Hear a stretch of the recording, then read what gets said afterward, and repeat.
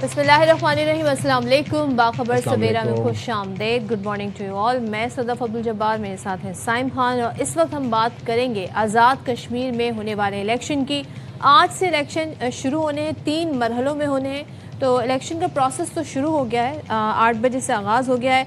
ज़रा उसकी डिटेल बता देते हैं। मीरपुर डिवीज़न के 13 हलकों में इंतखाबात आज हो रहे हैं, और साथ ही मीरपुर, भिम्बर और कोटली के कुछ हलकों में नून लीग, पीपल्स पार्टी और IPP जमात इस्लामी में कांटे का मुकाबला मुतवक्के है। अच्छा, इससे पहले जो हमने सियासी कैंपेन देखी, जो इलेक्शन कैंपेन थी जमातों की, वो बड़ी कहते हैं ना ज़ेर बहस रही है, और जिस तरीके से एक दूसरे के खिलाफ बयानात का सिलसिला चलता रहा, नून लीग वर्सेस PTI, नून league versus peoples party versus नून लीग, तो काफ़ी ज़्यादा संगीन नोए के एक दूसरे के खिलाफ बयानात भी रहे।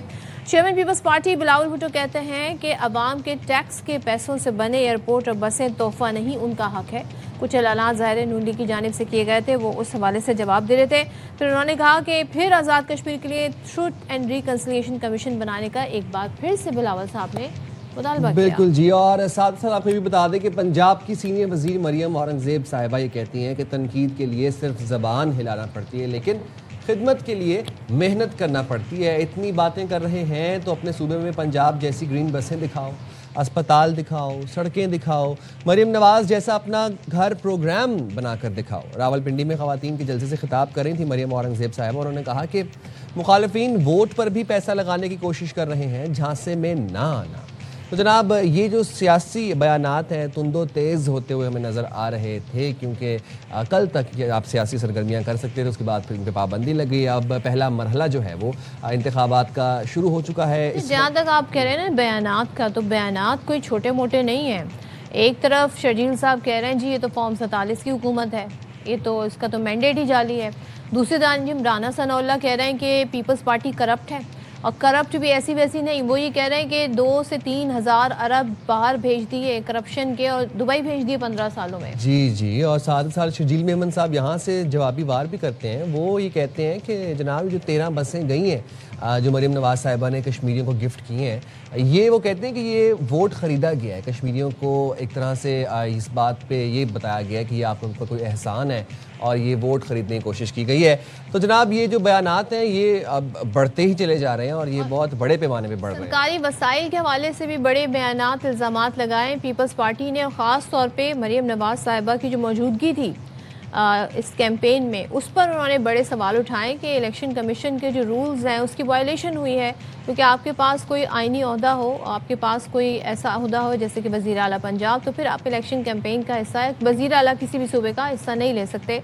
बट ये वो सवाल हैं जो पीपल्स पार्टी ने रेस किए। GB इलेक्शंस में आसरा साहिबा भी तो थी, नहीं तो उनके पास कोई आइनी ओहदा तो नहीं है। अच्छा, चलिए जनाब, लेट्स मूव फॉरवर्ड। और हम ज़रा, हमारे नुमाइंदे मौजूद हैं इस वक्त आज़ाद कश्मीर के अंदर। कोटली से गुलाम अवैस हमारे साथ मौजूद हैं, उनसे ज़रा जानते हैं वहाँ पर इंतखाबी सरगर्मियाँ कैसे चल रही हैं, और पोलिंग बूथ्स पे रश है इस वक्त वोटर्स का कि नहीं, टर्नआउट की क्या एक्सपेक्टेशंस हैं। गुलाम अवैस बताइएगा इस वक्त किस हल्के में मौजूद हैं और यहाँ पर वोटर्स का रश देख रहे हैं?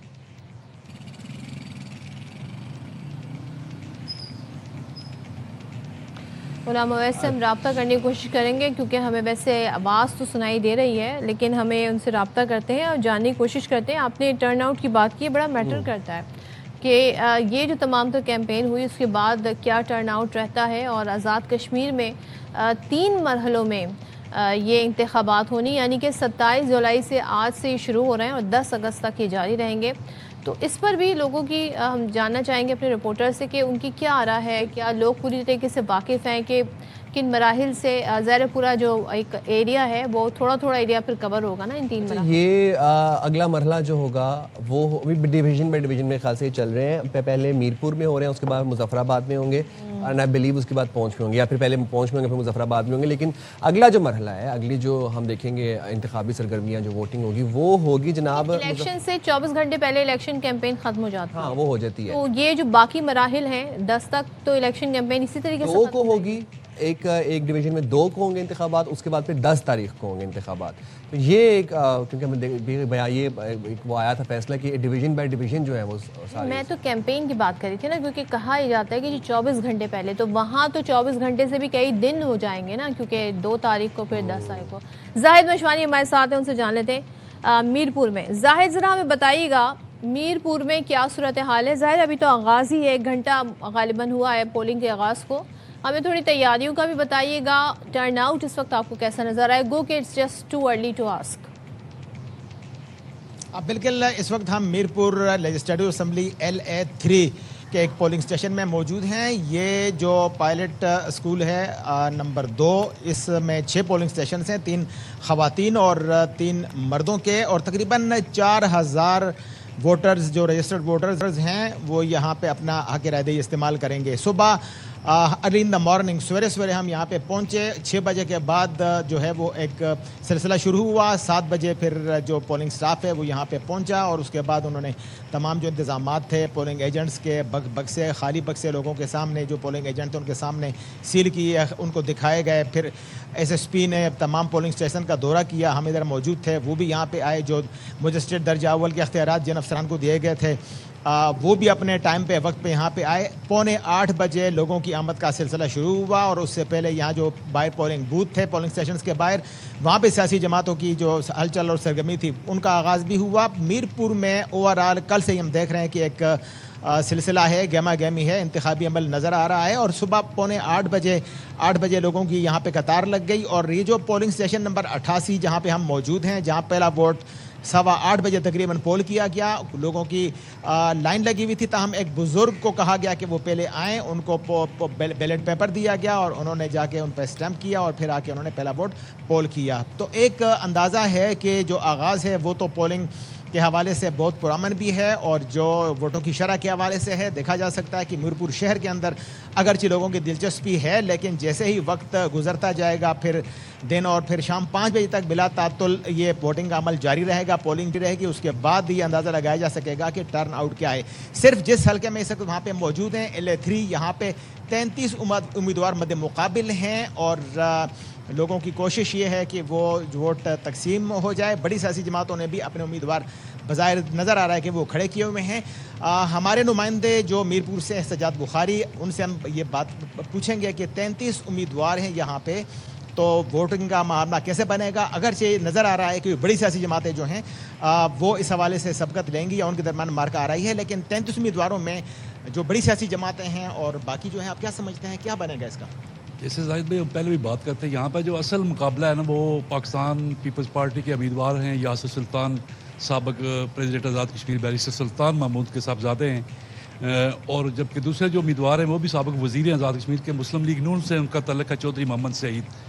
और असल मुकाबला तो इन दोनों के दरमियान में, लेकिन एक तीसरे उम्मीदवार भी अचानक वो नए कमर हैं, साबिक वज़ीर आज़म आज़ाद कश्मीर चौधरी अब्दुल मजीद के बेटे हैं मोइज़ मजीद, और एक इस्तेकाम में पाकिस्तान के उम्मीदवार हैं तस्लीम आरफ। असल मुकाबला इनके दरमियान है 4 के, लेकिन अगर 2 पे जाएं तो फिर ये मुकाबला जो यासिर सुल्तान और चौधरी मोहम्मद सईद माजी में ये हल्का बड़ा इंपॉर्टेंट रहा है, बड़ा अहम रहा है। और टर्न आउट के हवाले से जो है वो आपको माजी में क्या नज़र आया, और इस दफ़ा आपके अंदाजे में क्या है कि कितना टर्न आउट सामने आएगा? माजी में टर्न आउट यहाँ पे अच्छा रहा है, लेकिन इस मरतबा भी शायद उससे थोड़ा कम होगा, लेकिन काफ़ी बेहतर होगा। अमन व अमान का मामला तो वैसे शहर में मुझे कल से मैं देख रहा हूँ ऐसा कोई नज़र नहीं आ रहा, तमाम चीज़ें स्मूथ और अच्छे अंदाज में जा रही हैं। तो आपका अंदाज़ा है कि 5 बजे तक और उसके बाद गिनती और ये मामला पुरअमन तरीके से निकल जाएगा? अल्लाह करे पुरअमन ही रहे सारा दिन, लेकिन यहाँ पे सिक्योरिटी के इंतहाई सख्त इंतजाम किए गए हैं। पाकिस्तान के चारों सूबों से जो फोर्सेस हैं पुलिस की, वो भी रेंजर्स भी और आज़ाद कश्मीर पुलिस के दस्ते भी जो है वो यहाँ पर सिक्योरिटी के फ़राइज़ अंजाम दे रहे हैं। सिक्योरिटी के सख्त इंतजाम हैं, पुलिस है, पुलिस के बाद जो फोर्सेस हैं उनको क्विक रिस्पांस फोर्स का जो एक एहतमाम में भी किया गया है मौके पर, और जो मजिस्ट्रेट दर्जावल हैं वो भी यहाँ पे मौजूद हैं। जैसे ही कोई ऐसा अमल आएगा जो जिससे नजर आए कि इंतखाबी अमल में गोरखाना अंदाजी है, उनके खिलाफ फौरी कार्रवाई की जाए। जाहिद नशवानी आप हमारे साथ रहिएगा, हमें कोटली से गुलाम अवैस ने भी ज्वाइन किया है। गुलाम अवैस, आप बताइएगा वोटर्स का रश देख रहे हैं आप पोलिंग बूथ पे, और साथ ही साथ सिक्योरिटी इंतजामात के हवाले से भी हमें ब्रीफ कीजिएगा। जी, ज़िला कोटली की 6 नशिस्तों पर पोलिंग का बाज़ाब्ता तौर पर आगाज़ हो चुका है। इस वक्त हम कोटली सिटी के अंदर मौजूद हैं। यहाँ पे भी तकरीबन 1 घंटे से ज़ायद का वक्त गुजर चुका है। यहाँ पे पोलिंग का आगाज़ हो चुका है। ख़वातीन का जो एक पोलिंग स्टेशन कायम किया गया था वहाँ पे भी ख़वातीन अब आना शुरू हो गई हैं, और वोट कास्टिंग का बाज़ाब्ता तौर पर जो है वो आगाज़ हो चुका है, उसका अमल जारी है और इस वक्त वोटर्स जो है वो स्टेशन पर आ रहे हैं और अपने जो उम्मीदवारान हैं उनको सपोर्ट करने के लिए वो वोट डाल रहे हैं। ओवरऑल अगर सिक्योरिटी के हवाले से बात की जाए तो कोटली के अंदर बेहतरीन सिक्योरिटी के इंतजाम किए गए हैं।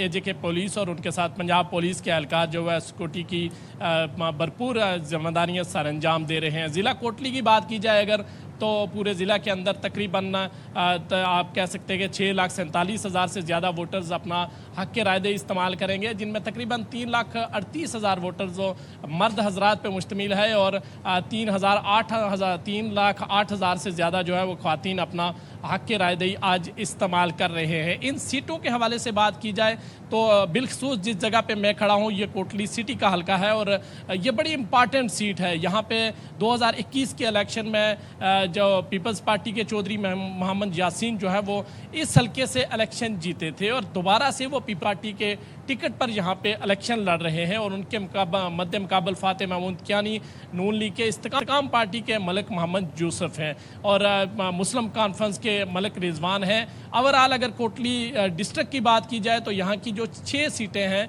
वो खासी इम्पॉर्टेंट समझी जाती हैं। ये पूरे डिवीज़न के अंदर 13 हैं और यानी बिम्बर और मीरपुर के अंदर मिलाकर 7 सीटें हैं और इस एक डिस्ट्रिक्ट के अंदर जो है वो 6 सीटें हैं जिन पर इलेक्शन होने जा रहा है। ये आज़ाद कश्मीर का सबसे बड़ा ज़िला है और जो यहाँ की 6 नशिस्तें हैं ये आज़ाद कश्मीर में हुकूमत बनाने या ना बनाने के हवाले से इनका किरदार इंतहाई आम है और इस ज़िला कोटली की बात की जाए तो यहाँ की 6 सीटों पर पीपल्स पार्टी और नून लीग का कांटे का मुकाबला समझा जा रहा है और इस सीट पर भी जो ज़िला कोटली की सीट है यहाँ पे भी जो मेन सीट है इस पर भी पीपल्स पार्टी और नून लीग के दरमियान एक मुकाबला चला आ रहा है। अब जो है वो लोग जो है पोलिंग स्टेशन की तरफ आना शुरू हो गए हैं और ये तवक्को की जा रही है कि जो टर्न आउट है वो माजी के इलेक्शंस की निस्बत यहाँ पे ज़्यादा बेहतर दिखाई देगा और उम्मीद की जा रही है कि बेहतर टर्न आउट होगा। पुरअमन तरीके से पोलिंग जो है वो जारी है और बेहतरीन इंतजामात किए गए हैं मुख्तलिफ पोलिंग स्टेशन पर। यहाँ पे जो वोटर्स हैं वो आकर पर्दे के अंदर जाकर अपना हक़ के रायदही इस्तेमाल करते हैं और मखसूस दरवाजे रखे गए हैं। एक दरवाजे से अंदर जाता है वोटर्स और दूसरे से वो अपना वोट कास्ट करके दूसरे दरवाजे से वो बाहर निकल जाता है और यहाँ पे मुख्तलिफ जो सियासी जमातें हैं उनके कैंप भी लगाए गए हैं और जो लोग हैं वो अपने जो सपोर्टर्स हैं या वोटर्स हैं उनको सपोर्ट फराहम कर रहे हैं और वो लिस्टें भी यहाँ पे पहुँच गई हैं और जो मुख्तलिफ जमातों के सपोर्टर्स और उनके लोग बैठे हुए हैं वो उनको उन लिस्टों से उनका नाम और शनाख्ती कार्ड नंबर तलाश करके दे रहे हैं, तब जाके वो आसानी से वोट कास्ट करने में आप कामयाब दोनों से ही हम सूरत हाल वक्तन फवक्तन इस हवाले से जानते रहेंगे। फिलहाल के लिए शुक्रिया। इस वक्त साथ मौजूद है खावर गुम्मा इस्लामाबाद ब्यूरो चीफ, उनकी तरफ बढ़ते हैं और ज़रा हम जानने की कोशिश करते हैं कि इस इलेक्शन में माजी के इलेक्शन से क्या डिफरेंट उन्हें चीज़ नज़र आ रही है। Thank you so much Khawar. सबसे पहले तो मुझे बताइएगा, अब ज़ाहिर है 3 मरहलों में इलेक्शन होने और पहला मरहले में 13 हल्के हैं एक डिवीज़न में जहाँ से इलेक्शन होने हैं। वैसे आपको क्या लगता है कि हल्का टू डिवीज़न जो है क्या मुख्तलिफ टर्न आउट होगा, मुख्तलिफ नताइज हो सकते हैं? 3 मरहलों के ज़रा मुझे समझाइएगा कि आई थिंक फर्स्ट टाइम ऐसा एक्सपीरियंस किया जा रहा है। जी बिल्कुल, और यकीनी तौर पर इसका असर हमें होता हुआ नजर आएगा। फॉर एग्जांपल एक आम फहम में आज अगर जो पोलिंग हो रही है एक पार्टी पाकिस्तान पीपल्स पार्टी अगर लीड में जाती है तो जाहिर है जो बाकी की 2 डिवीजन के अंदर जो 2 फेजेस के अंदर इलेक्शन होने हैं उसका वोटर इसका असर लेगा कि ये Pakistan peoples party for example या पाकिस्तान मुस्लिम लीग नून जो है वो ज्यादा वोट लेती है, उनके लोग जीते हैं तो उसे ये तासुर बनेगा कि ये पार्टी आने वाले दिनों के अंदर हुकूमत बनाएगी। तो मुझे लग रहा है कि ये इस तरह की एक राय कायम हो सकती है, लेकिन रवायती तौर पर आपने देखा कि जो मुख्तलिफ हल्के हैं खासतौर पर आज़ाद जम्मू कश्मीर के अंदर वहाँ पे बरादरी सिस्टम है।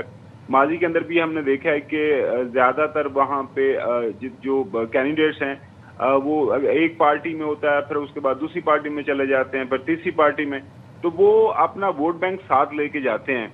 बहरहाल इस दफा हमने देखा है कि पाकिस्तान मुस्लिम लीग नून और पाकिस्तान पीपल्स पार्टी खास तौर पर काफी भरपूर कैंपेन उन्होंने एक दूसरे के खिलाफ की है।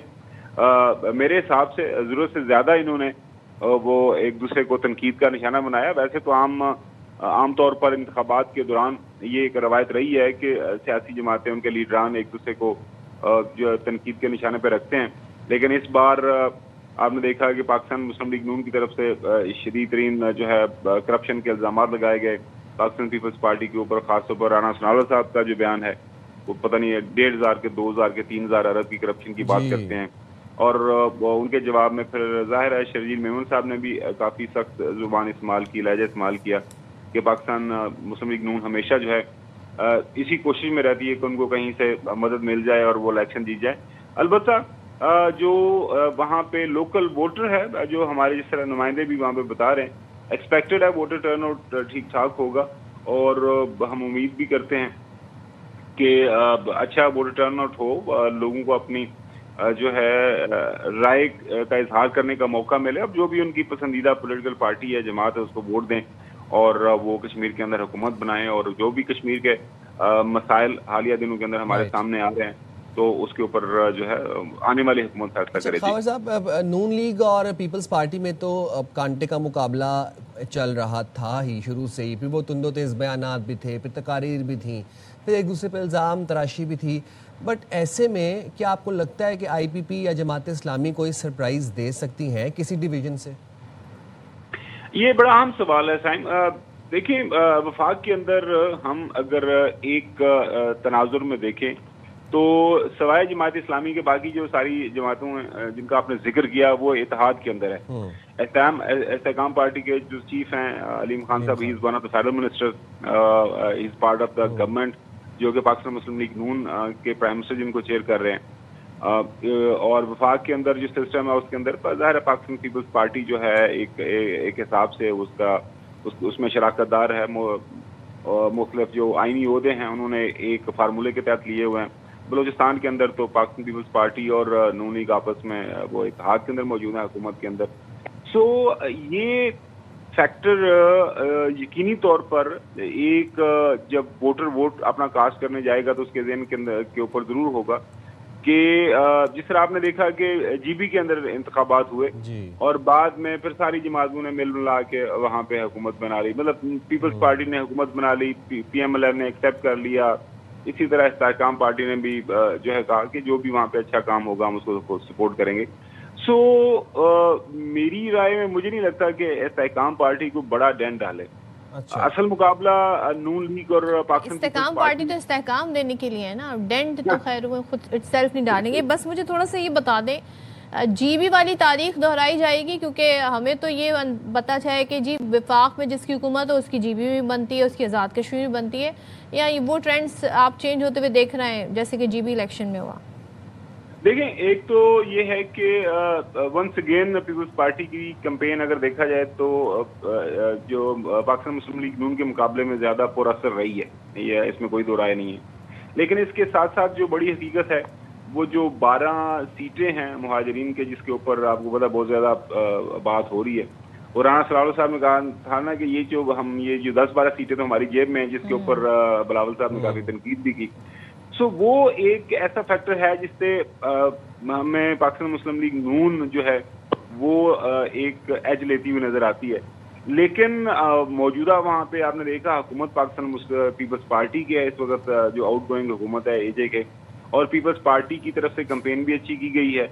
سو لگ رہا ہے کہ مقابلہ کافی سخت ہوگا، اور دیر از اے پاسبلٹی کہ نیک ٹو نیک آگے معاملہ بڑھے، اور جو بات کر رہی ہے نا صدف، تو پھر جنہوں نے استحکام اس ساری صورتحال کے اوپر میں پیدا کرنا ہے تو یہ پاسبلٹی ہو سکتی ہے کہ استحکام والے پھر استحکام پیدا کرنے کے لیے ایک پارٹی کا ساتھ دیں اور پھر وہ پارٹی حکومت بنائے۔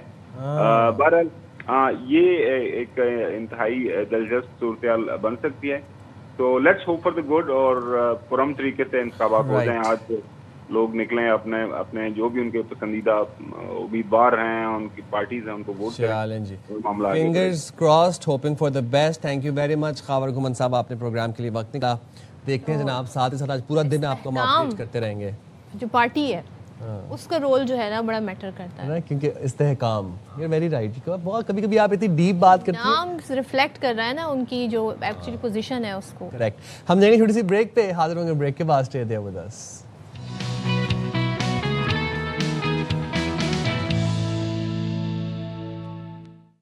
Welcome back Saim. अब जो नेक्स्ट स्टोरी की तरफ बढ़ने जा रहे हैं ना हम लोग, तो उस पर मुझे एक बात याद आ गई। बचपन में जब ज़ाहिर है एक ही चैनल हुआ करता था, वहाँ से खबरनामा आता था, तो उसमें मौसम का हाल होता था। उसमें एक खबर रोज़ाना की बुनियाद पर आती थी कि कल्लाज डिवीजन में गरज चमक के साथ मूसलाधार बारिश हुई। तो कुछ ऐसा ही मामला धाबेजी पंपिंग स्टेशन का है। यहाँ पे जी बिजली की फराहमी बंद हो जाती है, उसके बाद पानी बंद हो जाता है। मुझे लगता है कि मैं जिस दिन बहुत बड़ा सहाफ़ी बन जाऊंगा ना, उस दिन भी मैं यही खबर ज़रूर कर रहा हूँ कि धाबेजी पंपिंग स्टेशन पर बिजली की खराबी दूर ना हो सकी। ये बिजली की खराबी दूर क्यों ना हो सकी, नोबडी नोज़, लेकिन इतने मिलियन टन पानी जो है ना, गैलन, वो कराची के अंदर जो है जनाब मुहैया नहीं हो पा रहा।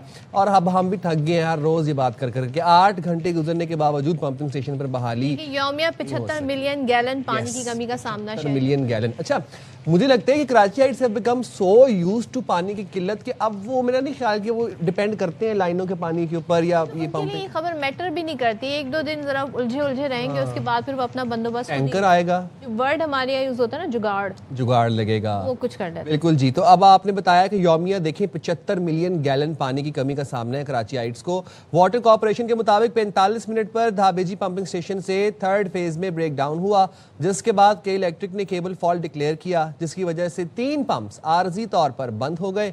मुख्तलिफ इलाकों में पानी की फराहमी मुतासर हुई और वाटर कॉर्पोरेशन के मुताबिक, अब इलाके सुन लें आप लोग, north नाज़माबाद, Gulberg, new Karachi, Landhi, Korangi, scheme 33 के बाद इलाकों में पानी की सप्लाई मुतासर हुई है। अच्छा जी, ये बताया गया है कि पंप्स दोबारा फाल करके पानी फराहमी मामूल पर डालने की कोशिश की जा रही है कि नहीं, ये पूछ लेते हैं। हमारे नुमाइंदे अफजल परवेज़ हमारे साथ। अफजल परवेज़, कितने घंटे हो गए हैं पानी की फराहमी इसलिए नहीं लोगों को हो रही क्योंकि बिकॉज बिजली नहीं है पंपिंग स्टेशन पे, तो बताइएगा क्या फरमा रहे हैं बिजली वाले?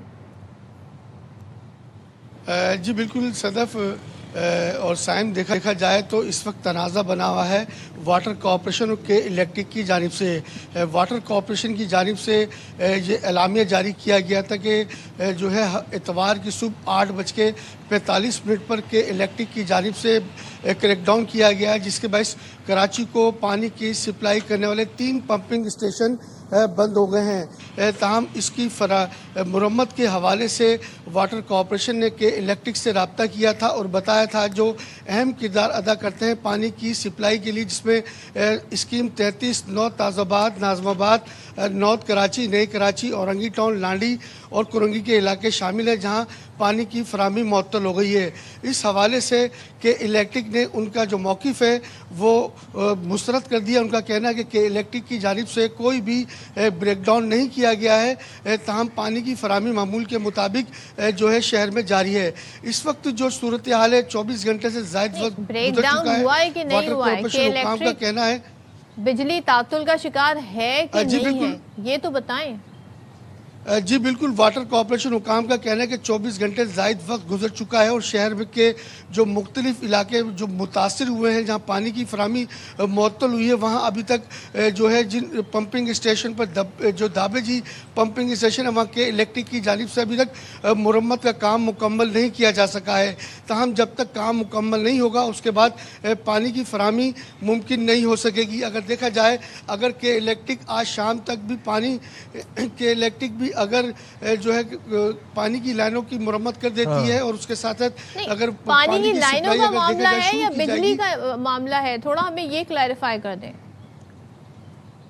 जी देखें सदब, के इलेक्ट्रिक की जानिब से ये दावा किया गया है कि हमने कोई ब्रेकडाउन नहीं किया है, जबकि वाटर कॉर्पोरेशन हुकाम का कहना है कि इलेक्ट्रिक के ब्रेकडाउन के बायस मतलब पानी की लाइन का जो मुरम्मत का काम था वो इसलिए इल्तवा का शिकार है क्योंकि के इलेक्ट्रिक अब जो है उसने बिजली का ब्रेकडाउन कर दिया अकॉर्डिंग टू वाटर बोर्ड। ये आप बताना चाह रहे हैं, तो मैं आपसे ये पूछना चाह रहा हूँ अफजल, जी बिल्कुल, इलेक्ट्रिक के साथ इशू क्या है? की जानिब से आपकी इंडिपेंडेंट जो रिपोर्टिंग है वो क्या बता रही है? जी बिल्कुल, जो हमारे ज़राए बताते हैं कि इलेक्ट्रिक ने जो गुज़िश्ता दिन जो क्रैकडाउन हुआ था जो बिजली का, उसके बायस 3 पंपिंग स्टेशन बंद हो गए, जिसके बायस इलाकों में पानी की सप्लाई मुकम्मल तौर पर बंद हो गई। के इलेक्ट्रिक का जो मौक़िफ़ है वो बिल्कुल दुरुस्त नहीं है। उसके साथ साथ देखा जाए तो वाटर कॉरपोरेशन अगर पानी की सप्लाई जारी भी करती है तो 18 घंटे दरकार होते हैं लाइनों को चार्ज करने में, जब तक कि इलेक्ट्रिक की जानिब से जो है लाइनों की जो बिजली की बहाली है वो नहीं की जाएगी। एक छोटी सी बात बता दें अफजल, के इलेक्ट्रिक के साथ क्या इशू है आजकल? गैर लानिया लोड शेडिंग कर रहा है के इलेक्ट्रिक, और कराची के बहुत से इलाकों में 3-3, 2-2, 3-3, 4-4 घंटे लाइट जा रही है। पहले ये तो एक्सक्यूज समझ में आता है कि फीडर्स जो थे वो बंद कर दिए क्योंकि बारिश हो रही थी। अब तो बारिश के अलावा भी अगर मौसम ठीक भी है फिर भी गैर लानिया लोड शेडिंग हो रही है पिछले 3-4 दिनों से। जी बिल्कुल, देखा जाए तो शहर के मुख्तलिफ इलाकों में गैर एलानिया लोड शेडिंग का जो सिलसिला है वो तो बदस्तूर जारी है, और अगर देखा जाए जो मज़ाफ़ाती इलाके हैं वहाँ तो बहुत ज़्यादा मुतासिर है। 8-8 घंटे तक बिजली नहीं होती, जिसके बस जो लोगों ने सोलर का निज़ाम अपने तौर पर बहाल कर लिया है। देखा जाए तो शहर भर में जो पानी की फराहमी की टाइमिंग होती है उस वक्त के इलेक्ट्रिक की जानिब से लोड शेडिंग कर दी जाती है, जबकि शहरी जो है जिससे पानी से महरूम हो जाते हैं। वाटर कॉरपोरेशन की जानिब से जो डिस्ट्रीब्यूशन का जो तरीक़ेकार है वो टाइमिंग के ऊपर है। शहर के मुख्तलिफ इलाकों में शेड्यूल के मुताबिक और वक्त के साथ साथ पानी की फराहमी को आपस में कोऑर्डिनेट कर लें कि एटलीस्ट जो पानी आने का टाइम है उस वक्त तो बिजली बंद ना करें। Thank you so much. और एक बात मैं जानना चाह रही थी कि साइम आपको तो ये मशवरा मैं दे सकती हूँ, सोलर पैनल लगवा लें अगर इतना मसला सोच रहा हूँ, लेकिन मैं ये सोच रही हूँ धाबे जी पंपिंग स्टेशन पे क्यों नहीं सोलर पैनल लग सकते? बहुत आपने वैसे क्रिटिकल सवाल है ये सोचने। देखिए नहीं, प्रायोरिटीज इस वक्त यहाँ पे ये है कि हमने साइकिल एम्बुलेंस चलानी है। तो जब हमारी प्रायोरिटीज इस तरह की कुछ होंगी, मिक्स्ड सी होंगी, तो फिर हम इस तरफ कैसे सोचेंगे कि धाबेजी पे जहाँ पे इतना इशू है और बार बार ही बताया जाता है कभी कि इलेक्ट्रिक का मसला निकला है, कभी तो अगर बिजली का इतना इशू है, ऑल्टरनेट है, जनरेटर है, सोलर पैनल है। बड़ी वैसे इंपॉर्टेंट बात है, ये पूछेंगे हम किसी दिन। मूविंग फॉरवर्ड जनाब, अब जरा हमने पीपल्स पार्टी की बात भी कर ली, अभी नून लीग की भी कर ली, IPP की भी कर ली, जमात इस्लामी की भी कर ली, एक जमात रह गई है वो MQM है। MQM बल्दियाती मसाइल के खिलाफ और लोकल गवर्नमेंट के इख्तियारात के हक में मैदान में आजकल बड़ी मुतहरक नजर आ रही है। कराची में सियासी पावर शो से खिताब में मुस्तफ़ा कमाल ने ये कहा, क्या कहा जरा आप सुने, बड़ी इंटरेस्टिंग उन्होंने बात की। उन्होंने कहा कि एक वज़ीर आज़म और 4 वज़राए आला वाला निज़ाम मजीद नहीं चलेगा।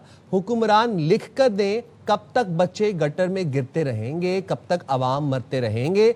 और उन्होंने ये भी कहा कि वजारत छीन लो, और साथ उन्होंने ना एक बड़ा एक डेरोगेटरी सा लफ्ज़ बोला कि मैं ये भेजता हूँ इस वजारत के ऊपर, लेकिन मेरे लोगों के हुकूक दे दो, बेशक मेरे से वजारत छीन लो। अच्छा, उन्होंने क्या कहा वो मैं अपनी तो नहीं बता सकता आपको, आप उन्हीं की ज़बानी सुन लें। एक वजीर आजम 4 वज़ीर वाला पाकिस्तान नहीं चल रहा, ये जमहूरी दहशतगर्दी हो रही है हमारे ऊपर। ए पाकिस्तान के हुक्मरानों, हमें लिख कर दो कि हमें कब तक मरना है, मेरे बच्चों को कब तक गटर में गिरना है, कोटा सिस्टम कब खत्म होगा। इस निजाम में मुस्तफा कमाल वफाकी वजीर है, मैं लानत भेजता हूं ऐसी वफाकी वजारत पे। मुझसे छीन लो वफाकी वजारत, मेरे लोगों को इख्तियारात दो, हमें 28वीं तरमीम भी चाहिए।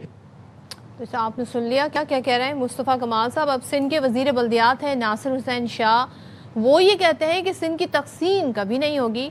कराची में मगरमच्छ के आंसू बहाने वाले खुद विफाक से शहर के लिए क्या लाए, दीगर सूबों के अरबों रुपए के मंसूबे दिए गए, क्या कराची का हक नहीं है? तो सुन लेते नासिर हुसैन शाह क्या कह रहे हैं। कराची के लिए आकर मगरमच्छ के आंसू बहाते हैं, वहाँ पे कितना हिस्सा रखा गया, अरबों रुपए के प्रोजेक्ट दीगर सूबों के मिलेंगे, तो क्या उस वक्त कराची का हक नहीं था? कराची में अगर काम कराती है तो सिर्फ पाकिस्तान पीपल्स पार्टी, और हम ही कराची को बनाएंगे। शाहराहों पे इशू है, ड्रेनेज सेवरेज का इशू है, उसको एड्रेस किया जा रहा है। हमारे ये दोस्त शोशे छोड़ देते हैं और उनकी बातों को हम सीरियस नहीं लेते। हमसे ये 4 सूबे नहीं संभलते, 12 सूबे को संभाल सकेगा। सिंध की तकसीम कभी नहीं होगी। अच्छा, जब आपके अपने घर में मसाइल चल रहे हो ना, जब आप कहते हैं जब आपका अपना घर शीशे का हो तो आप किसी पे क्या ही पत्थर फेंके, तो आप दूसरों के मसाइल कैसे हल करेंगे? अब MQM के सरबराह डॉक्टर खालिद मकबूल सदीकी ये कहते हैं कि मुत्तहिदा लसानी जमात नहीं है, ये जमात अनापरस्त नहीं और ओहदे मांगे भी नहीं जाते। ऐसा करने वाले जूतियाँ रगड़ते रह जाते हैं اور MQM میں سب کارکن ہیں, یہاں کوئی عہدیدار نہیں ہے. متحدہ قومی موومنٹ مظلوم اور محکوم کا مقدمہ لڑے گی. تو یہ وہ انہوں نام لیے بغیر یہ جو نشتر انہوں نے چلائے ہیں, یہ بیسیکلی انہوں نے مصطفیٰ کمال صاحب کی نہیں, میرے خیال میں ایک تیر سے دو شکار کیے ہیں, کیونکہ ڈاکٹر فاروق ستار صاحب بھی کہہ رہے تھے کہ گورنرشپ واپس کی جائے, تو یہ بھی عہدہ ہی مانگنا ہوا. ذرا سن لیتے ہیں خالد مقبول صدیقی کو. اپنے حصے کا پاکستان, اپنے حصے کا سندھ قسطوں میں واپس لیں گے. آزادی ہماری اپنی حاصل کی بھی ہے, خیراتی طور پہ ملی نہیں. اقتدار کی محتاجی نہیں ہے مہاجروں کو اور MQM والوں. تو یہ وہ طاقت ہے جو بکتی نہیں ہے اور بھاگتی نہیں ہے. یہ انا نہیں رکھتی, یہ خودداری والے لوگ ہیں جو MQM کے کارکنان چلاتے. یہ عہدے مانگتے نہیں ہیں, اور MQM میں جو نہیں مانگتا اس کے پیچھے MQM دوڑتی, جو مانگتا ہے اس کی جوتیاں کھینچ جاتی. چلیں جی, بات کر لیتے ہیں. MQM سے ہمارے ساتھ موجود ہیں ارشد بوہرا صاحب. تھینک یو سو مچ ارشد صاحب. ابھی سائم نے ایک بات کہی تھی, جب آپ کا گھر شیشہ ہو تو پھر آپ پتھر کسی پہ پھینکتے ہوئے ذرا سا یہ سوچتے ہیں کہ جی کہیں ہم پر ہی نہ اٹیک ہو جائے. تو یہاں پر بتا دیں, آپ جو ہیں پرو خالد مقبول صدیقی ہیں یا پرو مصطفیٰ کمال ہیں, تو پھر اس نوعیت سے پھر سوال کیے جائیں آپ سے. نہیں, آپ کراچی کے حوالے سے جو سوال کریں گے, متحدہ قومی موومنٹ کے حوالے سے جو سوال کریں گے, مجھے اس کا جواب دینا ہے. اور یہ بھی حقیقت ہے کہ leadership is not a position, leadership is an action. تو جو ہے جو بھی لیڈر ہے اس وقت, ظاہر سی بات ہے پارٹی کا الیکٹڈ لیڈر خالد مقبول صدیقی ہیں, اور جو ہے مصطفیٰ کمال خود بھی کہتے ہیں کہ خالد مقبول صدیقی ہی پارٹی کے لیڈر ہیں, پارٹی کے کنوینر ہیں. اس میں کوئی دو رائے نہیں ہے. بوہرا صاحب, ڈو یو تھنک کہ MQM کا اپنا ہاؤس ان آرڈر ہے؟ MQM میں جو ہم اب دیکھتے ہیں تند و تیز بیانات آپس میں ایک دوسرے کے اوپر, خالد مقبول صدیقی صاحب ورسز مصطفیٰ کمال صاحب چل رہے ہیں. اب یہ تو بچے کو پتہ ہے چل کیا رہا ہے, مسئلہ کیا ہے, اختیارات کا مسئلہ ہے, عہدے کا مسئلہ ہے, گورنرشپ چاہیے کسی کو, ایشو کیا ہے؟ دیکھیں, اختلافات پارٹی میں جو ہے لوگوں کی رائے ڈفرنٹ ہو سکتی ہے, پالیسی تو ایک ہی ہے.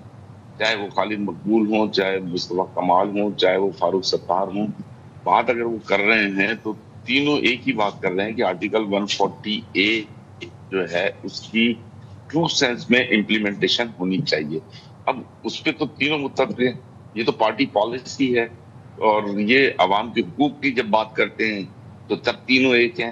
دیکھیں, اگر تو کوئی انٹرنل پالیسی اختلافات نہیں ہے, انٹرنل آپس کے اختلافات ہیں, تو وہ ایک طرف رکھ دیے جاتے ہیں. جب جہاں مسئلہ عوام کا ہوتا ہے, جہاں مسئلہ پالیسی کا ہوتا ہے, اور جہاں مسئلہ جو ہے ہماری قوم کے انٹرسٹ کا ہوتا ہے. اور اس وقت جو ہے آپ سب کو پتا ہے کہ جو اس شہر کا حال ہے, بلکہ اس پورے صوبے کا جو حال ہے, جس طریقے سے کل ناصر شاہ صاحب بات کر رہے تھے کہ سندھ کی تقسیم نہیں ہونے دیں گے, تو کہیں کراچی کبھی بھی سندھ کا حصہ, کراچی تو 1971 کے بعد سندھ کا حصہ بنا. اس سے پہلے تو کراچی 1850 میں جو ہے کچھ چند سالوں کے لیے جب تالپوروں نے سندھ کو فتح کیا تھا, تو 50 میں تو MQM بھی نہیں تھی نا بوہرا صاحب. مجھے تو یہ بتائیں, آپ تو اس نظام کا ہی حصہ رہے, جب سے جو بھی گورنمنٹ آتی ہے آپ لوگ کسی نہ کسی طریقے سے اس گورنمنٹ کا حصہ ہوتے ہیں. گورنمنٹ یہی ہے, پارلیمانی طرز سیاست ہے یہاں پر. جب مصطفیٰ کمال صاحب یہ کہہ رہے ہیں کہ ایک وزیر اعظم اور 4 وزراء اعلیٰ, یہ سسٹم نہیں چلے گا, تو پھر وہ کس سسٹم کو چلانے کی بات کرتے ہیں؟ ایسا نظام میں کیا چینج کیا جائے؟ دیکھیں, جو چینج کی بات کریے وہ اسی آرٹیکل 140A کی بات کریے, جہاں اختیارات کو نچلی سطح تک منتقل کرنا چاہیے. اب 18 سال میں چیف منسٹر آف سندھ کے پاس تقریباً جو ہے 27,000 ارب روپے آئے. اب وہ اس کا ٹرکل ڈاؤن ایفیکٹ نیچے تک نہیں آیا. یونین کونسل کے چیئرمین کو آپ کو ایڈمنسٹریٹولی, پولیٹیکلی اور فائنینشلی امپاور کرنا ہے. آپ نے اس کو, اس UC کے چیئرمین کو امپاور نہیں کیا ہے. تو جب اس کے پاس فائنینشیل پاورز ہوں گی, اور وہ اس حد تک ہوں گی کہ وہ اس کی UC تک, تو پھر کسی کو CM ہاؤس کے دروازے نہیں کھٹکھٹانا پڑیں گے. اس کو اپنے سیوریج کے لیے, اپنے علاقے کے پانی کے لیے, اپنے علاقے کی بجلی کے لیے, انفراسٹرکچر کے لیے انہوں نے اپنے UC کے چیئرمین کے گھر کے دروازے کو کھٹکھٹانا ہے. تو یہ ایک بیسک چیز ہے. وہ جو کہنے کا مقصد ہے ان کا وہ یہی ہے کہ ایک CM کے ہاتھ میں سارے پاور آ جاتے ہیں, اس کا ٹرکل ڈاؤن ایفیکٹ نیچے تک آنا چاہیے, تو وہ نہیں آ رہا. اس کی ساری یہ ایشو, اور یہ ہم صرف کراچی کے لیے نہیں کہہ رہے, یہ تو پورے پاکستان کے لیے بات کر رہے ہیں کہ پورے پاکستان تو جو ہے پورے پاکستان کے ہر شہری کو امپاورمنٹ ملنی چاہیے اور اختیارات کو نچلی سطح تک آنا چاہیے. اچھا تو وورا صاحب آپ کو یہ بات ویسے لگتی ہے انڈیویجولی آپ بلیو کرتے ہیں اس چیز میں کہ ہمارے جو یو سی چیئرمینز ہیں جتنے بھی ہیں وہ اتنے کمپیٹنٹ اور اتنے اہل ہیں, اور اگر ہیں تو وہ اب کیا کارکردگی ہے ان کی, کس کارکردگی کی بنا پہ ہم کہہ سکتے ہیں؟ ایسی بات نہیں ہے. آپ اگر دیکھیں اس شہر میں جب بھی ڈیولپمنٹ ہوئی ہے اچھے بلدیاتی نظام کے دور میں ہی ہوئی ہے. آپ 2005 سے 2010 کا جو دور تھا, 2002 سے لے کے 2010 تک کا جو دور تھا, اس دور میں دیکھیں ترقی ہوئی ہے. اس کے علاوہ اس سے پہلے جو 1980s میں جو نظام تھا اس میں ترقی ہوئی ہے. یہ شہر جب بھی جو ہے اچھا بلدیاتی نظام ہوگا, بلدیاتی حکومتیں ہوں گی, تو یہاں تو آپ 10-15 سال تک بلدیاتی انتخابات ہی نہیں کرواتے, اور پھر جب بلدیاتی انتخابات نہیں کرواتے تو پھر لوگوں کے ایشوز کو, پھر آپ نے بھی کیپیبلٹی کی بات کی. دیکھیں ایک یونین کاؤنسل کا چیئرمین جو ہے اگر وہ اپنے علاقے کے ایشوز کو ایڈریس نہیں کرے گا تو اپنے گھر سے باہر نہیں نکل سکے گا.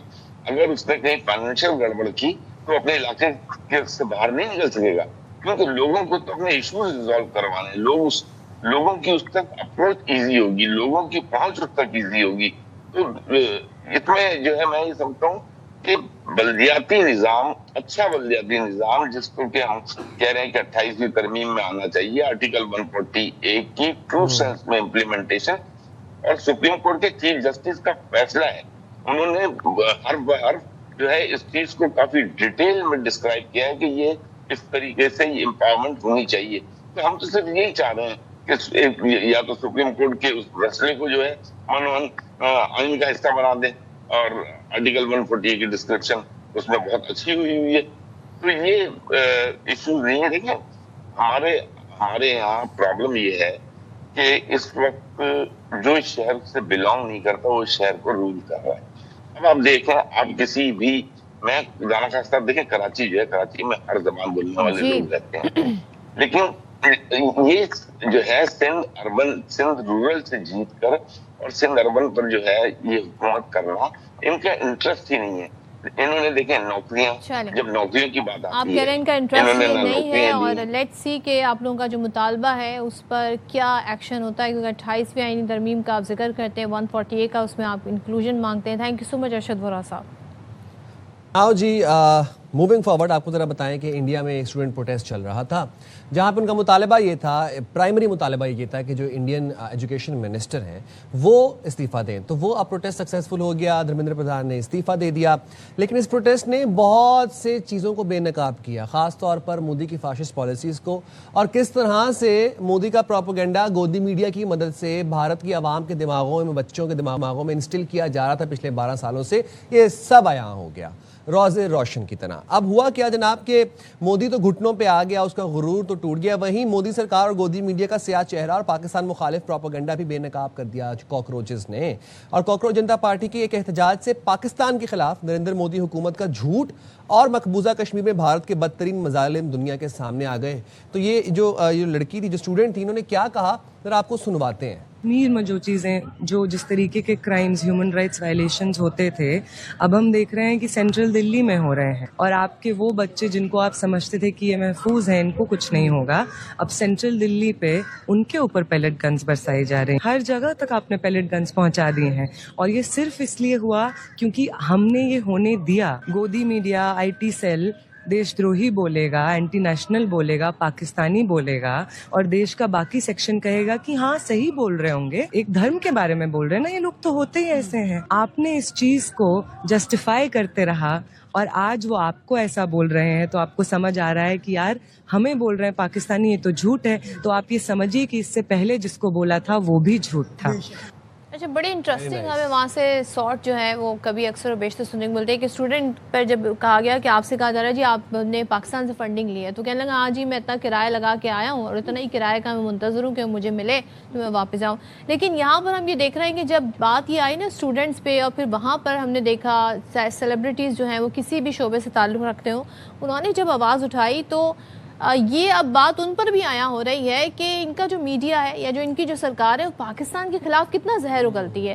اب وہ اس بات کی ریلائزیشن کر رہے ہیں کہ 2025 میں بنیان و مرصوص میں جو کامیابی پاکستان نے سمیٹی ہے وہ حقیقی ہے, اور اس بات کے معترف نظر آتے ہیں کہ پاکستانی فوج کا کردار بڑا زبردست رہا ہے. مودی میڈیا کی ہم بات کریں, Arnab Goswami is till date trying to convince his audience کہ یہ جو بچوں کا پروٹیسٹ تھا اسٹوڈنٹس کا یہ فنڈڈ تھا.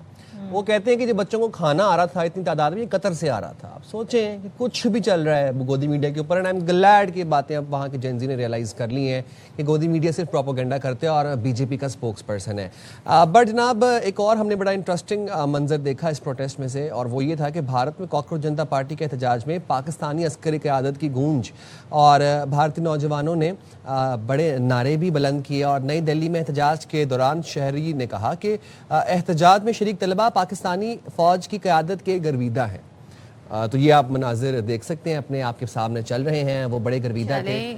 تو یہ کیا ہو رہا ہے مودی سرکار کے ساتھ, یہ کیا ہو رہا ہے, یہ بھی دن دیکھنے تھے. اس پہ بات کر لیتے ہیں, ہمارے ساتھ موجود ہیں اس حوالے سے بات کرنے کے لیے کہ بھائی کیا اب معاملات جائیں گے انڈیا کے لیے اور کس طریقے سے یہ بات آگے بڑھے گی. بریگیڈیئر ریٹائرڈ بابر علاؤالدین صاحب ہمارے ساتھ موجود ہیں. بابر صاحب, ہم نے دیکھا بھارت میں جو جینزی ہے اس کے احتجاج نے کئی راز کھول دیے. مودی سرکار کو لگ پتا گیا کہ ایکچولی میں ڈیموکریسی ہوتی کیا ہے. اب آپ یہ بتائیے گا کہ امیج تو پہلے ہی پاکستان نے ان کا تہس نہس کر دیا تھا بنیان مرصوص میں شکست دینے کے بعد. ان کی وہ جو ایک بڑکیں تھیں وہ ختم ہو گئی, جو پاکستان پہ چڑھائی کی بات کرتے تھے وہ خیال بھول گئے. اب ان کے اپنے لوگ ان کو بتا رہے ہیں کہ بھئی آپ ایکچولی ڈیموکریٹک ہیں نہیں, اور آپ جیتے بھی نہیں تھے پاکستان سے کسی بھی مرحلے پر. کیا کہیے گا آپ, مودی سرکار اس وقت کس پوزیشن میں ہے؟ جی بہت شکریہ. دیکھیں جب آپ ہر وقت جھوٹ بولیں, جب آپ اپنے نوجوانوں کو آپ کس طرح کے مخمصے میں رکھیں, حقیقت سے دور رکھیں, تو جب پھر اس طرح کی ایک دفعہ بات چھڑ پڑتی ہے تو پھر چیزیں رکتی نہیں ہیں. بالکل انہوں نے ٹھیک کہا, ہر وقت انڈیا میں اینٹی پاکستان نیریٹو, ہر وقت پاکستان کو برا بلا کہتے رہے, ہر چیز کا ذمہ دار پاکستان کو ٹھہرایا جائے, وہ کھیل کا میدان ہو, وہ عسکری میدان ہو, وہ سیاست ہو, وہ سماج ہو, کچھ بھی ہو. تو پھر الٹیمیٹلی آپ کو یہی فیس کرنا پڑتا ہے. ایک محدود میڈیا کے ذریعے اپنی بات لوگوں تک پہنچانے کی کوشش کرے اور دعویٰ کرے کہ دنیا کی سب سے بڑی نام نہاد جمہوریت ہے آپ. تو پھر دیکھ لیں جب ینگسٹرز وہاں پر اکٹھے ہوئے, ان کو کوئی سیاسی پارٹی ان کو لے کے نہیں آئی, اور انہوں نے کوئی سیاسی ایجنڈا بھی نہیں دیا, وہ کسی سیاسی پارٹی کا ماؤتھ پیس بھی نہیں تھے, وہ اپنی بات کر رہے تھے اور ایسی چیز کے بارے میں بات کر رہے تھے جس کا تعلق نوجوانوں سے ہے, طلباء سے ہے. ایگزامز کا ایشو تھا, پیپر لیک ہونے کا ایشو تھا, اس پہ انہوں نے توجہ نہیں دی اور ڈیلے کرتے رہے, اور الٹیمیٹلی نہ صرف ان کو ان کا یہ مطالبہ ماننا پڑا کہ وزیر تعلیم نے استعفیٰ دیا, اور بہت سارے حالات میں وہ بہت سارے اینگل سے ایکسپوز بھی ہوئے جو آپ باتیں کر رہے ہیں. تو جب آپ کنٹرول میڈیا کے ایسی باتیں کرتے ہیں, 13 سال سے آپ کی گورنمنٹ ہے, آپ لوگوں کو ایک مخصوص مائنڈ سیٹ کے ساتھ چلانے کی کوشش کرتے ہیں, تو یہ بہت دیر تک ہو نہیں سکتا. الٹیمیٹلی یہ ہونا ہی تھا اور یہ ہو کے رہ گیا. ابھی بھی ان کی اس میں خوش قسمتی ہے کہ اسی میں ان کی بچت ہوگی, لیکن یہ کام یہاں پر رکنے والا نہیں ہے. اب دیکھیں پوری دنیا کہہ رہی ہے کہ پاکستان ہندوستان کو شکست دی, یہ جھوٹ بولتے ہیں. تو ان کے نوجوانوں نے کہہ دیا نا بالکل کہ جی پاکستان تو فاتح تھا, اور انہوں نے یہ بھی کہہ دیا کہ آپ نے ہمیں اندر رکھنے کی کوشش کی ہوئی پاکستان کے خلاف باتیں کرنے کے لیے. ہر چیز کا ذمہ دار پاکستان کو ٹھہراتے ہیں, اور یہ بھی پانی بھی پاکستان دے رہا ہے, کھانا بھی پاکستان دے رہا ہے. اس طرح کی باتیں اب نہیں چلتی. نریندر مودی پرانی سوچ سے جب تک آگے نہیں نکلے گا, جو کہ نکل نہیں سکتا, because I think it's too late for ہم ناؤ. تو اب تو فیس کرنا پڑے گا. اب تو میرا خیال رکنے والا کام نہیں ہے یہ. کریکٹ. یہ اور ہم اس کے ریپرکشنز بھی دیکھ لیے, کانسیکوینسز مودی نے بھگتے, اور پھر اس نے جو شکشا منتری تھے انہوں نے استعفیٰ دیا. بہت شکریہ بابر علاؤالدین صاحب, تھینک یو ویری مچ. میں نے اتنا کنٹینٹ کنزیوم کیا نا انڈین کی, میرے منہ ایجوکیشن منسٹر شکشا منتری نکل گیا. چلیں جی یہاں پر لیتے ہیں شارٹ بریک. حاضر ہوں گے بریک کے بعد. اسٹے دیئر ود اس.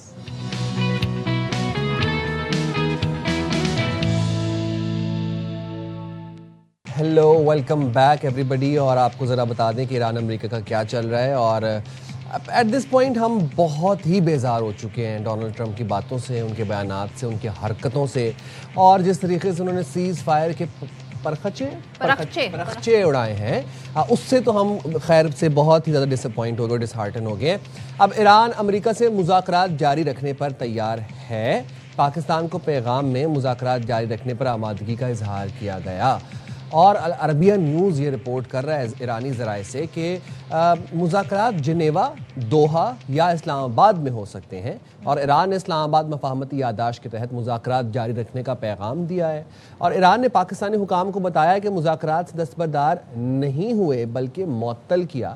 ایران کا پہلے آبنۂ ہرمز کے معاملے پر بات چیت سے مذاکرات شروع کرنے کا مطالبہ، کہا کہ آبنۂ ہرمز میں نئی گزرگاہ کا قیام قبول نہیں ہے۔ امریکہ اور ایران نے پاکستانیوں قطری تجاویز پر مذاکرات بحال کرنے پر آمادگی ظاہر کر دی۔ اچھا، اب ہو کیا رہا ہے کہ 2 دن سے تو ہم یہ دیکھ رہے ہیں کہ ایک دوسرے پر جو حملے ہیں، لٹرل جو حملے ہیں، بیانات کی بات نہیں کر رہی، وہ ذرا رکے ہوئے ہیں۔ ایسے میں ہمیں تھوڑی سی امید جاگی کہ بھائی، اور پھر جب ایران کی طرف سے یہ والا بیان آیا کہ مذاکرات میں پاکستان کا رول جو ہے بڑا اہم ہے، تو اچھا، اقوام متحدہ میں امریکی سفیر ہیں مائک والٹن، وہ کہتے ہیں کہ صدر ٹرمپ ایران پر مزید حملوں کے بجائے مذاکرات کو ترجیح دے رہے ہیں۔ صدر ٹرمپ خود کہہ دیں تو بڑی اچھی بات ہوگی، کہا بھی ہے ویسے انہوں نے کہ وہ مزید شدید حملے نہیں کریں گے، ورنہ وہ کہہ رہے تھے ایپک فیوری سے بھی زیادہ میسو اٹیک ہو سکتا ہے۔ امریکہ جنگ کے لیے پوری طرح تیار ہے، لیکن صدر ٹرمپ ماشاءاللہ سفارتکاری کو موقع دینا چاہتے ہیں، اور حالیہ دنوں میں عمان، ایران اور ہمارے دیگر مذاکرات کار ہر سطح پر رابطے میں رہے ہیں۔ تو اٹ مینس کہ آپ کو اسکرین پر یا بیانات جو بھی دکھ رہے ہوں، بیہائنڈ دا سین ایک یہ جو سلسلہ ہے مذاکرات کا، یہ جاری ہے۔ بڑی خوشی ہوئی ہے مجھے آپ کی بات سن کے، صدر ٹرمپ کا جو آپ نے بیان ابھی بتایا ہے، لیکن دین اگین بات وہی آ جاتی ہے وہیں پہ کہ دیکھیں، سیز فائر یا مذاکرات پہ آمادہ ہونے سے کوئی فرق نہیں پڑ رہا نا گراؤنڈ کے اوپر، آپ تو پھر اس کے بعد میں دھجیاں اڑا دیتے ہیں۔ ڈونلڈ ٹرمپ صاحب کی میں بات کر رہا ہوں، پھر آپ نے ایسے مذاکرات، اب آپ کہہ رہے ہیں میں مذاکرات پہ بلیو کرتا ہوں، تو پھر مذاکرات پہ کریں نا، پھر ہول ہارٹیڈلی بلیو کریں، پھر آپ کس بات کی بمباری کرتے ہیں؟ اب ایران پر 13 روز سے جاری امریکی حملوں کا سلسلہ رک گیا ہے فار ناؤ۔ امریکی نیوز ویب سائٹ ایکزیوس نے دعویٰ یہ کیا ہے کہ صدر ٹرمپ نے ایران پر حملوں کی منظوری نہیں دی۔ فیصلہ ایسے وقت میں کیا گیا جب امریکی حکام پیٹریاٹ دفاعی میزائلوں کے ذخائر میں کمی اور خلیج فارس میں عرب اتحادیوں کے دور ہونے کے خدشات پر تشویش کا اظہار کر رہے ہیں۔ پیٹریاٹ کا تو خیر، یہ پیٹریاٹ اور ساتھ میں جتنے بھی دفاعی نظام تھے امریکہ کے، ان کے تو جو حال ہوا ہے نہ صرف امریکی ملٹری بیسز میں بلکہ جو لیفٹ رائٹ ایران کے جتنے بھی تھے پیٹریاٹ لگے ہوئے، اڑا کے رکھ دیا، اور ان کا تو جو برہم تھا نا سارا، یہ اسرائیل کے بھی جو ڈیوڈ سلنگ تھا، ایرو 1 ایرو 2 آئرن ڈوم، یہ سب ان کے تو خیر تار ہو گیا سارا، ان کا جتنا بھی ان کا بنا ہوا تھا۔ یہ جو ڈونلڈ ٹرمپ جب بھی معاملہ بگاڑ دیتے نا، میس کریٹ کر دیتے اپنی پوسٹ سے، ٹویٹ سے، ٹروتھ سوشل پر، تو یہ جو ایکزیوس ہے نا، یہ کوئی ایک لیک کچھ خبر کر دیتا ہے، اور وہ پھر ذرا پوزیشن ڈائریکشن جو ہے گورنمنٹ کی چینج کر دیتی ہے، میری ویسے آبزرویشن ہے۔ اچھا، ایرانی فوج کا کیا کہنا ہے وہ بھی بتا دیتے ہیں۔ وہ کہتے ہیں جی حالیہ حملوں میں امریکہ ریڈار جو تنصیبات ہیں اور معاون مراکز جو ہیں وہ نشانہ بنے، کوشش ہے کہ امریکہ مذاکرات کی میز پر واپس آئے، ایم او یو پر عمل کرے، یہ ایران کہہ رہا ہے۔ تو چلیں جی اب اس بات پر بات کر لیتے ہیں۔ ہمارے ساتھ موجود ہیں سابق سفیر ڈاکٹر جمیل احمد خان صاحب۔ ڈاکٹر جمیل صاحب، تھینک یو سو مچ۔ رات گئے بھی آپ سے اسی ٹاپک پر بات ہو رہی تھی، تو ذرا مجھے بتائیے گا، یہ تو بڑے اچھے بیانات ہیں ایران کی طرف سے بھی، اور ایکزیوس نے ہمیں بتا دیا کہ اب ڈونلڈ ٹرمپ مزید حملے نہیں کر رہے ہیں، اب ڈونلڈ ٹرمپ بھی خود بتائیں گے کہ وہ نیکسٹ کیا کر رہے ہیں۔ تو ویسے کتنا ٹرسٹ وردی سمجھیں ہم امریکہ کو اس معاملے میں؟ جی، پہلے تو مدعو کرنے پر مشکور اور صبح بخیر۔ ٹرسٹ وردی کتنا سمجھیں، دنیا ہی ٹرسٹ نہیں کرتی ہے تو ایران کیا کرے گا اور اس خطے کے افراد کیا کریں گے؟ ٹرسٹ کا تو یہ عالم ہے کہ امریکہ نے گارنٹی دی ہوئی تھی تمام خلیجی ممالک کو کہ وہ ان پر کسی قسم کی کوئی آنچ نہیں آئے گی، ان کی بھی تباہی اور بربادی۔ اور اس کے علاوہ آپ ذکر کر رہی تھیں اپنے اس میں انٹرو میں جو تھاڈ اور پیٹریاٹ کے بارے میں، تو وہ آپ اندازہ کریں کہ وہ آئرن ڈوم کہاں چلا گیا، کیا ہو گیا کہ وہ میزائل ایران کے چیرتے ہوئے وہ جا کے اپنے اہداف پہ چلے جاتے ہیں۔ اور آج ہی کی تو بات ہے جو بیان گزشتہ شب دیا ہے چیف آف آرمی اسٹاف نے، حسین مجتبی ان کا نام ہے ایران کے، وہ کہتے ہیں کہ ہم نے ان کے کوئی 18 کے قریب جہاز اس بیسس پہ جو تھے، اس میں ریفیولنگ بھی ہیں، لڑاکا بھی ہیں، باقی بھی ہیں، ان کو تباہ کر دیا۔ ظاہر ہے میزائل سے کھڑے ہوئے تھے وہاں، وہ اس میں بنکر اپنے جو ہینگرز تھے۔ اور اس کے علاوہ کہتے ہیں 200 کیجوالٹی، چلیں 200 نہیں اگر 20 بھی ہوئی تو امریکہ کے لیے بہت بڑی بات ہے۔ اب کچھ مثبت باتیں، مثبت بات یہ ہے کہ ڈونلڈ ٹرمپ نے دوبارہ ڈپلومیسی کا دروازہ کھولا ہے۔ تو کیا یہ ایسی مفت میں کھول دیا ہے؟ یہ جو اس وقت رسا کشی چل رہی ہے اس میں پس پردہ چائنا اور رشیا بھی ہے۔ मैं ये बताता चलूं कि डोनाल्ड ट्रंप को किसी स्टेज पर ये खबरें लीक हो रही हैं कि उन्होंने खुद कह दिया कि तहजीब को मैं तबाह कर दूंगा और ईरान का एक आदमी भी नहीं बचेगा। इसका मतलब ये है कि न्यूक, टैक्टिकल न्यूक, रशिया के तरफ से खबर लीक हुई है कि रशिया ने कहा है कि अगर टैक्टिकल न्यूक हुआ तो हम अपने डॉक्ट्रिन को एक्टिवेट कर देंगे न्यूक को। तो इससे पूरी दुनिया सहम गई है जिनको इस बात के बारे में मालूमात हुई है। तो लिहाजा एक तो वो, क्योंकि जिस तरीके से डोनाल्ड ट्रंप को हजीमत हो रही थी, एक सुपर पावर आप अंदाजा करें, कोई मुकाबला ही नहीं। ईरान की आर्मी 23 बिलियन सिर्फ उस पर वो खर्च करते हैं और अमेरिका 996 और अब 1.5 ट्रिलियन जो है वो खर्च करेंगे अगले साल से। अब तक 996 बिलियन खर्च करते हैं और 100 बिलियन के करीब दोबारा उन्होंने दरखास्त की हुई है देने की। तो कहाँ इतनी बड़ी आर्मी, सुपर पावर, 800 बेसेज, इस खित्ते में 27 बेसेज और इस खित्ते में 50,000 अफवाज अमेरिका की। तो हजीमत की बात तो है एक सुपर पावर के लिए कि ऐसा मुल्क जो मिडिल पावर मुल्क भी बड़ी मुश्किल से है, उसने नाकों चने चबा दिए। तो जब इतने नुकसानात हो रहे हैं और उसके अलावा जो हम गुफ्तगू करते रहे हैं, जिस तरीके से पूरी दुनिया में इसकी एक प्रेशर, एक पूरी हिजानियत पैदा हो गई है, माशी हिजानियत की मैं बात कर रहा हूं, एक प्रेशर पैदा हो गया है। उसकी वजह से भी अमेरिका में तो प्रेशर पड़ रहा है दुनिया का, लेकिन वहां की आवाम का भी प्रेशर पड़ रहा है। जमील साहब, मैं इस बात को इधर छोड़ते हुए जी करेक्ट इस बात को इधर छोड़ते हुए जी प्लीज कंप्लीट कर लें जी, आप सवाल कर लें जी। मैं ये कह रहा हूं कि मस्बत बात ये है कि ये नेतन्याहू को बुलाया गया है, व्हाइट हाउस में जा रहे हैं कोई 4 दिन के बाद वहां, और उससे पहले कुछ मस्बत इशारे दिए हैं, कम से कम सिंबॉलिक। पहले तो ये पॉलिट जोन को खाली करने का लबनान में, दूसरा ये है कि ISF जो इंटरनेशनल स्टेबलाइजेशन फोर्स, जिसको अभी तक नहीं कबूल कर रहा था इजराइल के येलो लाइन पे हम रहेंगे और हम नहीं आने देंगे गजा में, उनको आने की अनाउंस कर दिया है, इजाजत की। इसका मतलब यह है कि इंटरनेशनल स्टेबलाइजेशन फोर्स गाजा में पहुंचना शुरू हो जाएगी। दूसरी मस्बत बात, तीसरी मस्बत बात इसकी ये है कि अमेरिका की मंशा से इस वक्त तेहरान में ओमान की एक टीम मौजूद है जो कि हरमुस को खोलने के लिए उसका जो एक लाया अमल है वो बना रही है, जिसका कि जिक्र क्लास 5 में है, वो 14 पॉइंट्स में। और वो क्या है, क्योंकि अनक्लास यानी कि United nation law of seize का इतलाक नहीं होता ईरान पे या अमेरिका पे, उन्होंने रेटिफाई नहीं किया है। तो उसके अलावा एक और है 1958 का convention on the territorial C, article 26, उसके तहत ये चार्जेस अलाउ किए जा रहे हैं। मैं आपको खबर दे रहा हूं ईरान को, और ईरान को सर्विस चार्जेस के नाम पर, जैसे मलेशिया हो गया, जैसे सिंगापुर हो गया, इस किस्म के सर्विस चार्जेस के बहाने उसकी बात मानी जा रही है। आपको अगले 1-2 रोज में इसका इल्म हो जाएगा, मीडिएटर्स ने पहुंचा दिया है इस बात को। तो लिहाजा ये मस्बत चीजें हैं, और मस्बत चीजें इसलिए हैं कि रोबियो ने ये कह के देख लिया कि हम आंख के बदले सर लेंगे, और उससे पहले ईरान ने कहा था कि हम आंख के बदले आंख के बदले सर। तो उस पर ईरानी तो सर लेके अपने खड़े बैठे हुए अपने बैठे और वो तो हम देख रहे थे कि 25 सालों से वो इस चीज के लिए प्रिपेयर्ड थे, और वो तो उनका रिजॉल्व था सर, वो तो बिल्कुल एक आहनी दीवार की तरह हमें नजर आया। लेकिन मैं जानना आपसे चाह रहा हूँ, आपने बड़ी मस्बत बातें गिनवाई, एक मस्बत बात ये भी है कि मुज़ाकरात की हवा फिर से चल पड़ी है, और डोनाल्ड ट्रंप के रवैये में हम एक मस्बत चेंज भी देख रहे हैं। वो मुज़ाकरात की बात, मफाहमत की बात कहीं ना कहीं अब करते नजर आ रहे हैं। लेकिन सर जानना मैं ये चाह रहा हूँ कि ये जो अब फिर दोबारा से मुज़ाकरात की बात हो रही है कि जनेवा, दोहा या इस्लामाबाद में हो सकते हैं, क्या डोनाल्ड ट्रंप टाइम बाय कर रहे हैं अपने जो उनका जो पेट्रियट्स का नुकसान हुआ है, जो उनका मिज़ल ज़ख़ीरा कम हुआ है, उसको रीस्टॉक रिचार्ज करने के लिए, या फिर आपको लगता है कि एक्चुअली ये बात मुज़ाकरात की तरफ जा रही है, दोबारा से दोनों फरीक मेज़ पे बैठेंगे?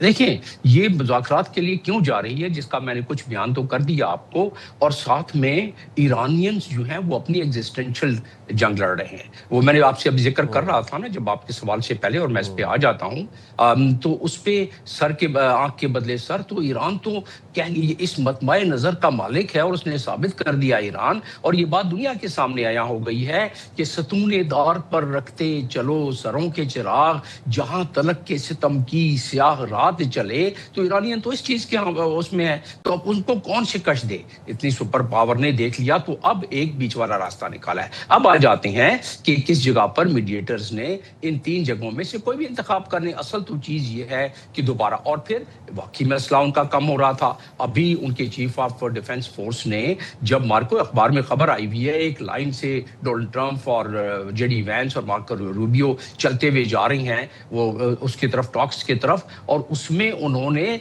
बताया, उस ब्रीफिंग में जो बात आ गई है सामने अब मीडिया में, बात ये बताया है कि अब तो असला हमारे पास कम हो रहा है, सेंटकॉम का एमुनेशन जो है वो कम हो रहा है। तो डोनाल्ड ट्रंप ने ऑर्डर दिया, आप अंदाजा करें, फोर्ड जो कि एक ऑटोमोबाइल कंपनी है, और उसको ऑर्डर दिया है कि भाई आप उसको ट्रांसफॉर्म करके मिलिट्री इंडस्ट्रीज की तरफ आप आ जाएं, जनरल मोटर्स और फोर्ड को। तो इतनी ज्यादा कमी हो रही है क्योंकि थॉट्स की एक लिमिटेड कैपेसिटी है बनाने की, और जितने फायर हो गए हैं यहाँ, तो वो depletion of the arms ammunition वो भी है। और जो जिस तरह के ईरानियन कह रहे हैं कि हमने क्या नुकसान किया है, अगर उससे आधा या 1/4 नुकसान भी हुआ है तो that America can not absorb it, और जो ईरान है वो तो खैर एब्जॉर्ब कर रहा है उसको। और उस सिलसिले में अगर देखा जाए तो इसमें चाइना को जो है उसके पीछे पर्दा काफी चीजें मिल रही हैं, रशिया काफी चीजें सप्लाई कर रहा है, और इस पे डोनाल्ड ट्रंप ने कहा भी है, पहले तो कहा कि चाइना सप्लाई कर रहा है, फिर कहता नहीं चाइना को मना कर दिया है मैंने कि नहीं करे, जैसे कि उनके मना करने से वो मान जाएंगे। लेकिन चाइना का इसमें बड़ा एडवांटेज है, उनके सर से वो जो ताइवान पे सारी फोर्सेस इकट्ठी की हुई थी अमेरिका ने और जो एकॉस ने, वो कम से कम उनके सर से हटके इस तरफ आ गई है। लेकिन साथ साथ वो चाहता है कि बड़ी मेजर्ड किस्म की वो वाजे रहे कि तारीख ये बताती है कि एम्पायर जैसे इस वक्त अमेरिकन एम्पायर है, जिस तरह एथेंस की तारीख है, रोम की तारीख है, ब्रिटिश की तारीख है, जो स्ट्रक्चर है अगर किसी सुपर पावर का वो कमजोर होना शुरू हो जाए तो सुपर पावर धर्म से गिर पड़ती है। डॉलर इस सारे मामले में, इस जंग के मामले में कमजोर होता जा रहा है, और खलीजी ममालिक जो हैं वो सोच रहे हैं, न सिर्फ सोच रहे हैं, उन्होंने डाइवर्सिफाई करना शुरू कर दिया है करेंसी स्वैप युआन में। तो डॉलर क्रम्बल हुआ तो फिर यूएस के, वही जो मैं कहता रहता हूं, जो सफर नॉर्थ से साउथ का है वो बहुत तेज हो जाएगा। बड़ी डायनामिक्स चेंज हो रही हैं इस खित्ते में, नजर रखें और इस पे जरा पहरा देते रहें। इस खित्ते में बड़ी सिक्योरिटी डायनामिक्स चेंज हो रही हैं आने वाले महीनों और सालों में, और ये खित्ता जिस तरह आपको नजर आ रहा है इससे मुख्तलिफ नजर आएगा और अच्छा नजर आएगा। पाकिस्तान की ज्योग्राफी की वजह से भी पाकिस्तान को एक अच्छा इसमें एक मंजरनामा मिलेगा। आपने कहा कि ज़ाहिर है इनकी जो मिलिट्री कैपेसिटी है उसके हवाले से बड़ी डिटेल बात भी हुई, लेकिन हम यहाँ पर ज़रा माशी तौर पर भी हालात को देखें, क्योंकि ज़ाहिर है अमेरिका, चाइना, ये बड़े बड़े जो ममालिक हैं इनके पास बड़े ज़खायर हैं तेल के, तो ये बड़े आराम से कुछ अरसा तो निकाल सकते हैं कि ज़रा हम देखें, वेट एंड वॉच। बट आपके ख्याल में क्या ये भी तेज़ी से डिप्लीट हो रहा है और अमेरिका के लिए भी एक तशवीशनाक सूरत हाल है? ये अमेरिका जो somewhat to some extent is safe from oil crisis? China के पास तो 120 दिन का, बल्कि अब तो ज्यादा उन्होंने ज़खायर कर लिए हैं, ठीक है, लेकिन अमेरिका की बड़ी हालत पतली है इसमें। जो उनके पास 174 दिन के ज़खायर थे उसमें रॉबर्ट पेप जो कि बहुत बड़े प्रोफेसर हैं और लैरी जॉनसन जो कि CIA के चीफ रह चुके हैं, उन्होंने ये वाज़ेह कर दिया और सियाको सबाक के साथ बता दिया कि 174 में से अब सिर्फ उनके पास कोई 2 हफ्ते का या 2.5 हफ्ते का ज़खीरा रह गया है। तो लिहाजा उनमें बड़ी बेचैनी फैली हुई है। देखिए कितनी तेजी से वहाँ इसमें प्राइस बढ़ी है उनकी, और अभी जाके जब ये 2 दिन से जंग रुकी है तो $5 $5.5 कमी दोबारा वापस हुई है, और ये थोड़ी सी उम्मीद आज दोबारा शुरू हुई तो ये ऑयल वहीं आना शुरू हो जाएगा। और हरमुज़ को खुलवाने की जो इतनी बेचैनी है पूरी दुनिया को है, लेकिन अमेरिका को भी, कि अमेरिका के रिजर्व, क्योंकि अमेरिका ने अपने रिजर्व को इसलिए ज़्यादा, इलेक्शन आ रहे हैं, रिजर्व को निकालना शुरू कर दिया कि बहुत ज़्यादा महंगा ना हो गैसोलीन। अगर बहुत ज़्यादा महंगा हो जाता गैसोलीन तो वहाँ मिड टर्म इलेक्शन आ रहे हैं, वहाँ तो लोग सड़कों पे निकल आते हैं। उसी चीज़ से बचने के लिए उन्होंने अपने रिजर्व, जिस तरह यहाँ अम्युनिशन का रिजर्व फूंक दिया, उसी तरीके से वहाँ अपने गैसोलीन का रिजर्व फूंक दिया, और जिसकी वजह से भी मुझे उम्मीद हो गई है, और मैं इसमें बड़ी कभी उम्मीद रखता हूँ कि मामला फिर ऊँट की करवट बैठने वाला है। लेकिन जो दूसरा वहाँ अमेरिका है वो अपनी सुपर पावर के ज़ोम होने का اس میں وہ شرارت کرتا رہے گا. آپ نے دیکھ لیں کہ اسرائیل بھی بالکل خاموش بیٹھا ہوا ہے. اس کو پتا ہے کہ اس کے پاس بھی پیٹریاٹ اور آئرن ڈوم کا جو معاملہ ہے بڑا پتلا ہے. اور پچھلی دفعہ کے دھوئیں ابھی تک نکل رہے ہیں وہ ڈیمونا سے اور تل ابیب سے, تو اس نے بھی حصہ نہیں لیا لیکن دھمکی دیتا دیتا چلا گیا. آپ نے بات کی تھی ان کے مائک وارڈز جو کہ یو این میں پرماننٹ ریپرزینٹیٹیو ہیں امریکہ کے, انہوں نے یہ بات درست ہے کہ کہا کہ وہ ڈپلومیسی کو راستہ دینا چاہتے ہیں, لیکن ساتھ میں یہ بھی کہا صدر ٹرمپ کے بیانات کو ریپیٹ کیا کہ Donald Trump is locked and loaded. اگر ایران نہ مانا تو پھر ہم دوبارہ چڑھائی کر دیں گے. تو یہ سپر پاورز کی ایک نفسیات ہوتی ہے. اس نفسیات کے تحت یہ ہچکولے ایکسپیکٹ کرنا چاہیے, ہمیں آئندہ بھی کرنا چاہیے, لیکن یہ اب افورڈیبلٹی بڑی مشکل ہو گئی ہے امریکہ کی کہ اس کو پرولونگ طریقے سے پلاننگ ہی نہیں تھی نا.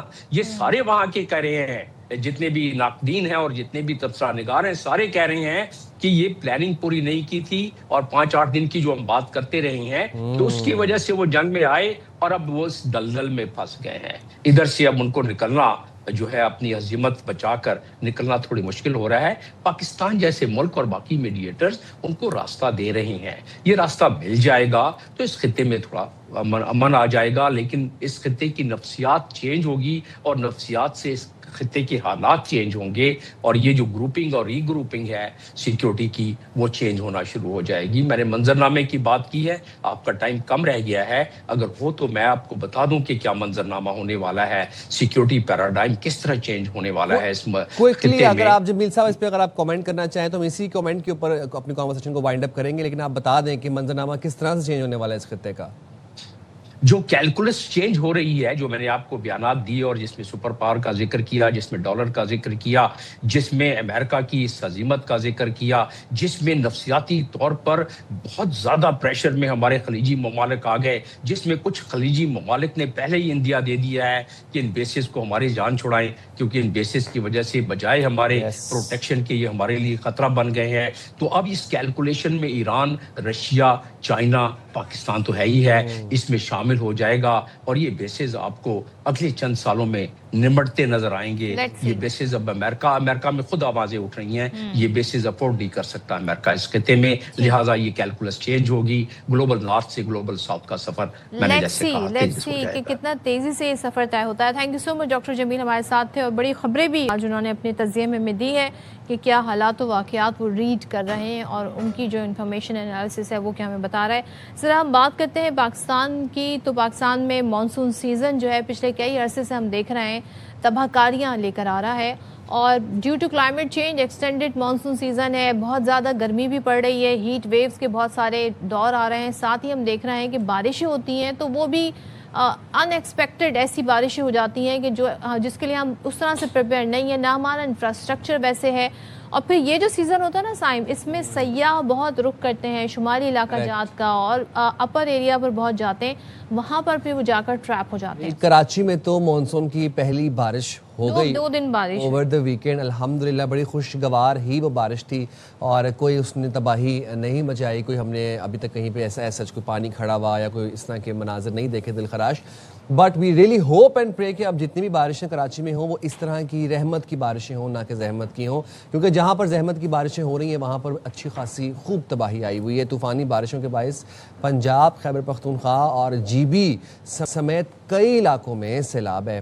چھتیں گرنے اور دیگر حادثات میں درجنوں افراد جاں بحق ہو چکے ہیں, جبکہ متعدد افراد زخمی ہیں.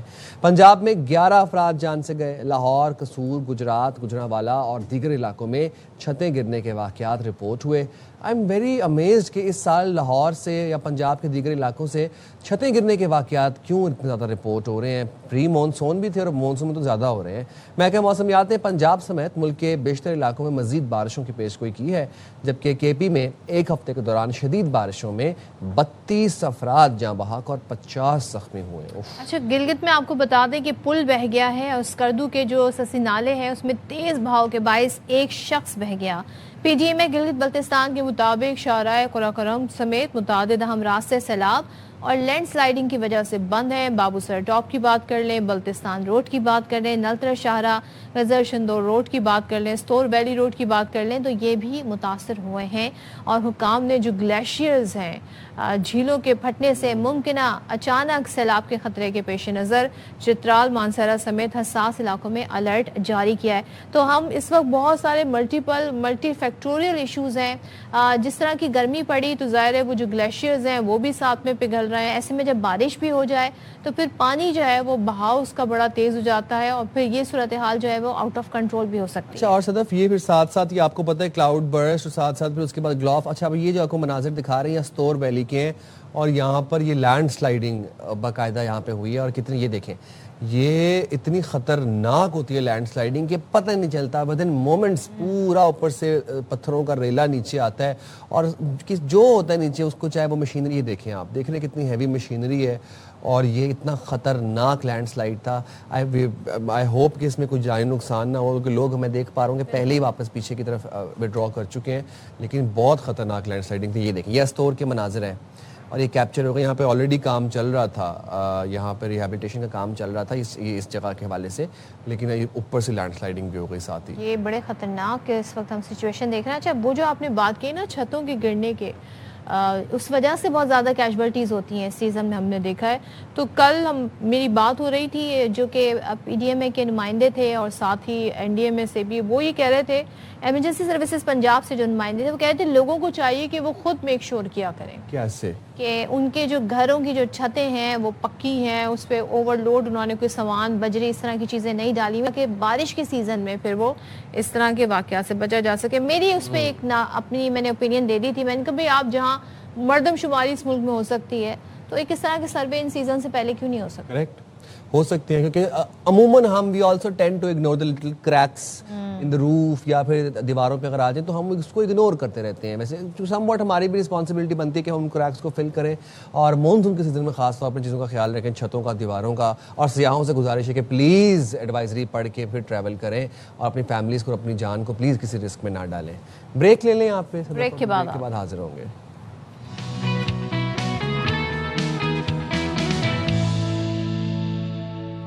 ویلکم بیک جناب. اور کینسر جو کہ ایک موذی مرض ہے, خاموش قاتل ہے, اس کے حوالے سے ہم آپ کو خبر بتانے جا رہے ہیں کہ کراچی میں کینسر کے علاج کے لیے استعمال ہونے والی 9 ادویات کو جعلی, غیر معیاری اور غیر رجسٹرڈ قرار دے دیا گیا. اور کس نے قرار دیا؟ سندھ ڈرگ ٹیسٹنگ لیبارٹری کی رپورٹ نے قرار دیا, اور اس رپورٹ کے بعد متعلقہ حکام نے کارروائی کا آغاز بھی کر دیا. Director Sindh drug testing laboratory Syed Adnan Rizvi کے مطابق بعض کینسر ادویات میں مطلوبہ فعال دوا موجود ہی نہیں تھی, جبکہ کچھ ادویات پر ڈراپ رجسٹریشن نمبر بھی درج نہیں تھا. اور میں ظاہر ہے آپ سب کو اندازہ ہے کہ یہ جو کینسر کا علاج ہے اس کی جو میڈیسن ہے وہ مہنگی, کاسٹلی بھی بہت ہوتی ہیں. ایسے میں ایک شخص جو اتنی تکلیف دہ سچویشن سے گزر رہا ہے اور دوائیاں بھی مہنگی خرید رہا ہے, وہ بھی جعلی اسے مل رہی ہوں. اچھا, یہ بتایا جا رہا ہے کہ کئی مریض مخصوص فارمیسی سے ادویات خریدنے پر مجبور ہوتے ہیں, کیونکہ بعض اوقات ڈاکٹر ظاہر ہے جب وہ پرسکرپشن لکھتے ہیں تو وہ مخصوص فارمیسیز کا نام بھی اس پر درج کر دیتے ہیں, جی فلاں جگہ سے آپ کو ملے گی, وہیں سے آپ لیجئے گا. تو اب خبردار کیا گیا ہے کہ جعلی اور غیر معیاری کینسر ادویات مریضوں کی زندگیوں کے لیے سنگین خطرہ ہیں, کیونکہ ان کے استعمال سے علاج مؤثر نہیں رہتا اور بیماری بڑھنے, ظاہر ہے جب بیماری کا علاج نہیں ہو رہا تو پھر بیماری تو بڑھے گی, یہ خدشہ ہوتا ہے. اور حکام کے مطابق جعلی ادویات کی روک تھام, مریضوں کے تحفظ کے لیے مزید اقدامات کیے جا رہے ہیں. اچھا جی, اب ہم ذرا جب کینسر کی بات کر ہی لیتے ہیں تو آپ کو ایک اور ہوشربہ رپورٹ کرتے ہیں. جناب, سر اور گردن کے کینسر کی ہم بات کرنے جا رہے ہیں. یہ پاکستان میں بہت تیزی سے بڑھتا جا رہا ہے, پھیل رہا ہے. اس کا اندازہ اس بات سے کیا جا سکتا ہے کہ پاکستان میں گزشتہ سال 16,000 منہ اور ہونٹوں کے کینسر کے کیسز رپورٹ ہوئے. پاکستان میں اس مرض کی بڑی وجوہات میں گٹکا, نسوار, پان, چھالیہ, تمباکو نوشی اور دیگر مضر عادات شامل ہیں. اچھا, اس مرض کے پھیلاؤ کی ایک بنیادی وجہ یہ بھی ہے کہ عام طور پر مریض بیماری کی ابتدائی علامات کو نظر انداز کرتے ہیں اور علاج کے لیے اس وقت پہنچتے ہیں جب کینسر کافی حد تک بڑھ چکا ہوتا ہے. بر وقت تشخیص نہیں ہو پاتی اس کی. ماہرین یہ بھی بتاتے ہیں کہ منہ کے اندر دیر تک رہنے والا زخم, سفید یا سرخ دھبے نگلنے میں دشواری، آواز میں تبدیلی، منہ کھولنے میں تکلیف یا گردن میں گلٹی جیسی علامات کی صورت میں فوری طبی معائنہ ضروری ہے۔ چلیں دوسرا ہم اس ساری صورتحال پر بات کر لیتے ہیں۔ ہمارے ساتھ موجود ہے head and neck surgeon professor doctor Sameer Qureshi صاحب۔ Thank you so much doctor Sameer صاحب فار جوائننگ اس۔ سب سے پہلے تو یہ بتائیے گا کہ یہ منہ کا کینسر الگ ہے اور نیک اینڈ ہیڈ والا، یہ مجھے ذرا ڈفرینشیٹ کر دیے گا، یہ کیا؟ اصل میں پہلے جو فیلڈ تھی وہ صرف ENT کہلاتی تھی ٹھیک ہے زمانے میں، ear nose and throat. Over the ears head neck جو ہے وہ ENT کا ہی پارٹ ہے۔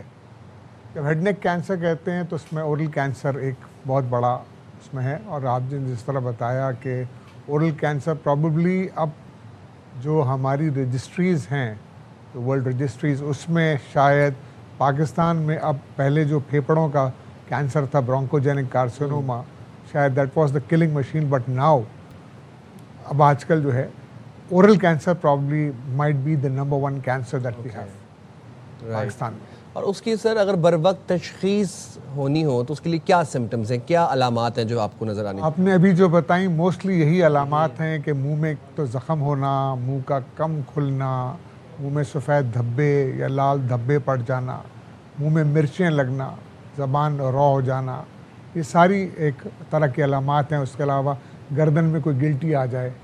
وہ کیسی گلٹی ہوتی ہے؟ مطلب گلٹی اصل میں ہوتی ہے یوزلی یہ جو لمف نوڈ ہوتا ہے، ایک جب بھی کینسر ہوتا ہے تو وہ نکلنے کے بعد گردن میں بہت سارے لمف نوڈ، ہم سب کے لمف نوڈ سویل ہو جاتا ہے، کافی باہر نظر آتا ہے، نظر آتی ہے، محسوس ہوتی ہے آدمی کو۔ ایک اب نارمل چیز آپ کی گردن ہے، اس میں ایک آپ کو ایک بمپ سا محسوس ہوگا تو وہ عموماً گلٹی ہی ہوتی ہے۔ اور اگر وہ اس چیز کے ساتھ ہو کہ منہ کم کھلتا ہے، منہ میں زخم ہے، زبان پہ زخم ہے، ہونٹ پہ زخم ہے، اس کے ساتھ گلٹی آتی ہے، تو پھر وہ ایک خطرناک بات ہوتی ہے کہ بھئی گلٹی پروبیبلی اس وجہ سے آئی کہ اس میں ایک چیز ہوتی کینسر میں جس کو کہتے ہیں میٹاسٹیسس۔ میٹاسٹیسس کا مطلب یہ ہوتا ہے کہ کینسر کا پھیلنا۔ ایک ہوتا ہے لوکل، جیسے ایک اسی جگہ سے پھیلتا جا رہا ہے کہ پتہ چلا جی چھوٹ پہ ہٹ کا سا دانا ہوا تھا، پھر پھیلتا پھیلتا چلا گیا۔ ایک ہوتا ہے لمف نوڈ میٹاسٹیسس، یعنی کہ لمف نوڈ گانٹھوں میں چلا گیا۔ گانٹھیں زیادہ تر گردن میں ہوتی ہیں۔ اور ایک ہوتی ہے ڈسٹنٹ میٹاسٹیسس، یعنی کہ دماغ میں چلا گیا، جگر میں چلا گیا، وہ پھیلنا شروع ہو گیا۔ اچھا ڈاکٹر صاحب، یہ والا جو اسپیشلی ہم اورل کینسر کی بات کر رہے ہیں، یہ تو پریونٹیبل ہے کیونکہ اس میں جن چیزوں کی وجہ سے ہو رہا ہے اس میں پان ہے، گٹکا ہے، مین پوری ہے، تمباکو نوشی ہے، نکوٹین پاؤچز بھی ہیں by the way. So true, آپ نے جو بات کہی، یہ اگر ہم اپنا لائف سٹائل چینج کر لیں، ہم ہیلدی آپشنز اپنائیں اور ان چیزوں کو چھوڑ دیں تو اس سے تو بچا جا سکتا ہے۔ بالکل، آپ it's a very preventable disease. اس کا سارا کاز کیونکہ دیکھیں نا سب سے زیادہ کامن ہے ساؤتھ ایسٹ ایشیا میں، انڈیا اور پاکستان میں سب سے زیادہ کامن ہے اورل کینسر۔ اورل کینسر میں سارے کینسر، زبان کا، گال کا، ہونٹ کا، یہ سارے، جبڑے کا، یہ سارے آ جاتے ہیں۔ پریونٹیبل ہے، بالکل آپ نے صحیح کہا۔ اصل میں اس میں آپ مختلف اویئرنیس کیمپینس پلس جو اس کی سیل ہے، سب سے بڑی تو سیل ہے نا، گٹکا، پان، چھالیا، کیونکہ پاکستان ایک زمانے تک سڑی ہوئی چھالیا کا سب سے بڑا امپورٹر تھا، سڑی ہوئی چھالیا۔ اور اس میں تو آپ اس کو اگر دیکھیں گے گٹکے کو تو اس میں پتہ نہیں واٹ آئی ہرڈ از، اس میں چونا، اس میں گلاس، اور بہت سستا نشہ ہے نا، بہت سستا نشہ ہے، بہت ایزیلی اویلیبل ہے، کوئی مارکنگ نہیں ہے، کچھ نہیں۔ ہم نے اسے نشہ کیوں نہیں کیٹیگرائز کیا؟ آئی ڈونٹ نو، یہ تو جو اتھارٹیز ہیں they should basically look after it. اس سے بہت ساری مہم چلائی ہیں ہم نے ایز ENT سرجنس، اس کی اویئرنیس کی، اس کے خلاف گٹکا، پان، چھالیا کی جو شاپس ہیں اس کو بند کرانے کی، سیل کروانے کی، بہت ساری چیزیں ایون اسمبلیز تک گئی ہیں۔ لیکن ایک ہوتا ہے نا کہ ہر چیز کے پیچھے ایک اسپرٹ ہوتی ہے، if you got the spirit کہ آپ نے اس کو ختم کرنا ہے تب آپ ختم کر سکتے ہیں۔ ریسٹ آف دا ورلڈ سے ریشو کیا ہے؟ کیونکہ ہمارے یہاں تو ہم یہ فیکٹر بتا رہے ہیں، کیا کوئی اور فیکٹر بھی ہوتے ہیں؟ ریسٹ آف دا ورلڈ میں اورل کینسر بہت کم ہے۔ اچھا، بہت کم ہے۔ میں نے بتایا نا آپ کو، south east Asia, India and Pakistan, جہاں گٹکا، پان، چھالیا یہ ساری چیزیں چلتی ہیں مین پوری، وہاں یہ کامن ہے۔ ایون جو دوسرے فار ایسٹ میں یا دوسرے کنٹریز ہیں इस एरिया में जहाँ ये नहीं है वहाँ बिल्कुल नॉन एग्जिस्टेंट है. Sir, there is a new fancy thing in the market which is called a nicotine bag or a nicotine pouch. Maybe you keep it under your lip or somewhere in the mouth. Vaping भी include कर vaping भी है. मैं जानना चाह रहा हूँ कि ये भी कॉज कर सकता है, निकोटीन बैग्स या पाउचेस जो हैं ये कॉज कर सकते हैं. ये चीजें हैं ओवर द इयर्स हमने देखा जैसा नस्वार is sort of a nicotine patch. It's a rudimentary किस्म का एक निकोटीन पैच है, लेकिन उससे होता है. उसे होता है लेकिन कम है एज कम्पेयर टू हम एक्सपीरियंस देखा है हम लोगों ने एज कम्पेयर टू गुटखा, मेनपुरी, ये इससे नहीं. स्मोकिंग से ब्रोंकोजेनिक कार्सिनोमा ज़्यादा है. ओरल नहीं का, लेकिन ओरल कैंसर स्मोकिंग से इतना ज़्यादा नहीं है. मतलब जो कंडीशंस, जो प्री मैलिग्नेंट कंडीशंस देखी हैं, जब हम हिस्ट्री लेते हैं, मरीज से पूछते हैं, मेजॉरिटी ऑफ द मरीज वही हैं जो कि गुटखा, मेनपुरी, छालिया, पान ये चीज़ें खाते हैं. ये ज़्यादा कॉमन है. कुछ केस आते हैं सिगरेट के भी होंगे, बहुत कम, लेकिन इसी तरह नस्वार के भी आते हैं, बहुत कम, लेकिन इसके बहुत ज़्यादा आते हैं. सबसे ज़्यादा इसी के आते हैं. अच्छा, अगर हम बड़ी इसकी एग्रेसिव एक कैंपेन चलाएं, लोगों को अवेयरनेस दें, तो जो लोग ये चीज़ें छोड़ दें, गुटखा, मेनपुरी वगैरह, तो क्या उनके अंदर कैंसर होने के चांसेस कम हो जाते हैं ओवर द टाइम? देखिए, एक चेंजेस होते हैं, नेचुरली चांसेस तो कम हो जाएंगे. आप किसी चीज़ का एक्सपोजर कम कर देंगी तो चांसेस कम हो जाएंगे, लेकिन डिपेंड करता है कि आप किस स्टेज पे रोकते हैं. एक आदमी को हो गया कैंसर, उसके बाद रोकने से तो कोई फ़ायदा नहीं होगा. हाँ, जिनको नहीं हुआ है उनमें अगर अवेयरनेस फैलाई जाए कि भाई इससे कैंसर होता है और इसको फौरी तौर पे इसकी सेल को बंद करें. इसकी अवेयरनेस, फर्स्ट ऑफ ऑल एक सेल को बंद करना और अवेयरनेस क्रिएट करना, ये दो इम्पॉर्टेंट पिलर्स हैं. और अर्ली डायग्नोसिस के भाई बहुत सारे मिथ्स हमारे पास बनाए हुए ना. जैसे कॉमन मिथ आपको बताऊं कि कॉमन मिथ बनाई कि बायोप्सी कराने से कैंसर होता है. जी, biopsy is the first step to diagnose cancer. नहीं, तो बायोप्सी करने का डिसीजन कब डॉक्टर लेता है? क्या देख के लेता है? जब वो देख लेता है कि कोई ऐसी अलामत मुंह के अंदर मौजूद है. फर्ज करें हम सिर्फ ओरल कैंसर की बात करते हैं, तो अगर वो देख लेता है कि मुंह के अंदर कोई ऐसी अलामत है तो वो एडवाइस करता है पेशेंट को.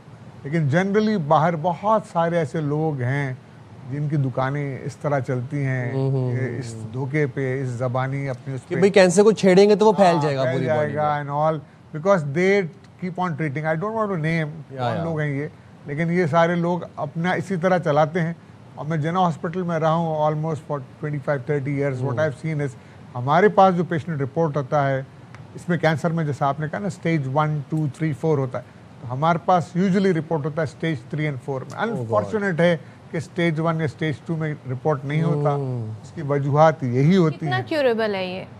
देखिए, मैंने आपसे कहा ना स्टेज पे डिपेंड करता है. If you report at stage 1 और स्टेज 2, द चांसेस, इसका 5 ईयर सर्वाइवल रेट टेक्निकली जो है ना, साइंटिफिकली जो निकालते हैं, that's a 5 year survival rate that you pick up, तो वो बहुत अच्छा होता है.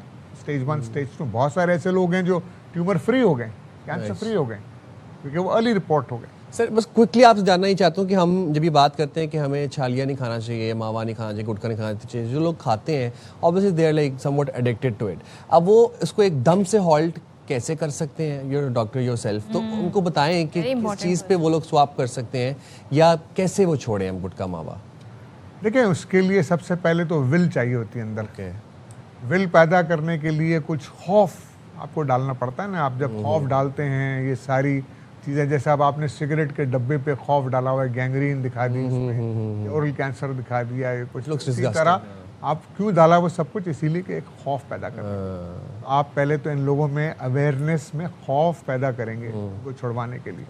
दूसरा आपने कहा एडिक्शन है, छोड़ना. एडिक्शन के लिए रिहैब्स होते हैं बहुत सारे. गुटखे के लिए रिहैब कौन जाएगा? नहीं जाएगा रिहैब. आप उसको च्युइंगम पे ले आए, उसको चने पे ले आए, निकोटीन च्युइंगम पे ले आए, निकोटीन गम पे ले आए शुरू में इनिशियली. सौंफ होती है, सौंफ पे ले, छालिया ना, लेकिन सौंफ भी मैं कहूँगा आप उसको कहें कि वो खुले चने खा ले, आप उसको कहें बादाम खा ले, आप उसको कोई ऐसी चीज़ ऑफर कर दें इसी तरह की जिसमें छालिया का भी अंसर ना हो. वरना सौंफ के साथ मैंने देखा है, what I have seen is, मैं सादी सौंफ की बात नहीं, दैट्स ओके, लेकिन usually people what they do is when they switch, वो सौंफ सुपारी पे आ जाते हैं अदर देन सादी सौंफ. Agreed. राइट, सादी सौंफ तो ले सकते हैं. Thank you very much doctor साहब, आपने बहुत अच्छे से चीज़ों को हमें समझाया इन डेप्थ. और ये देखें आपके लिए यही मैसेज है. आई नो ये शुरू में हार्ड होता है to leave all these things, but then again हम पहले ही वल्नरेबल हैं. हमारी डाइट इस तरीके से है, हम प्लास्टिक में खा रहे हैं, माइक्रोवेव में गर्म कर रहे हैं, ऊपर से हम अपनी सेहत को और मुज़र कर लेते हैं और अपने आप को वल्नरेबल बना लेते हैं कैंसर से. क्या गुटका मावा ये चीज़ें. एनवायरनमेंट से तो फाइट नहीं कर सकते.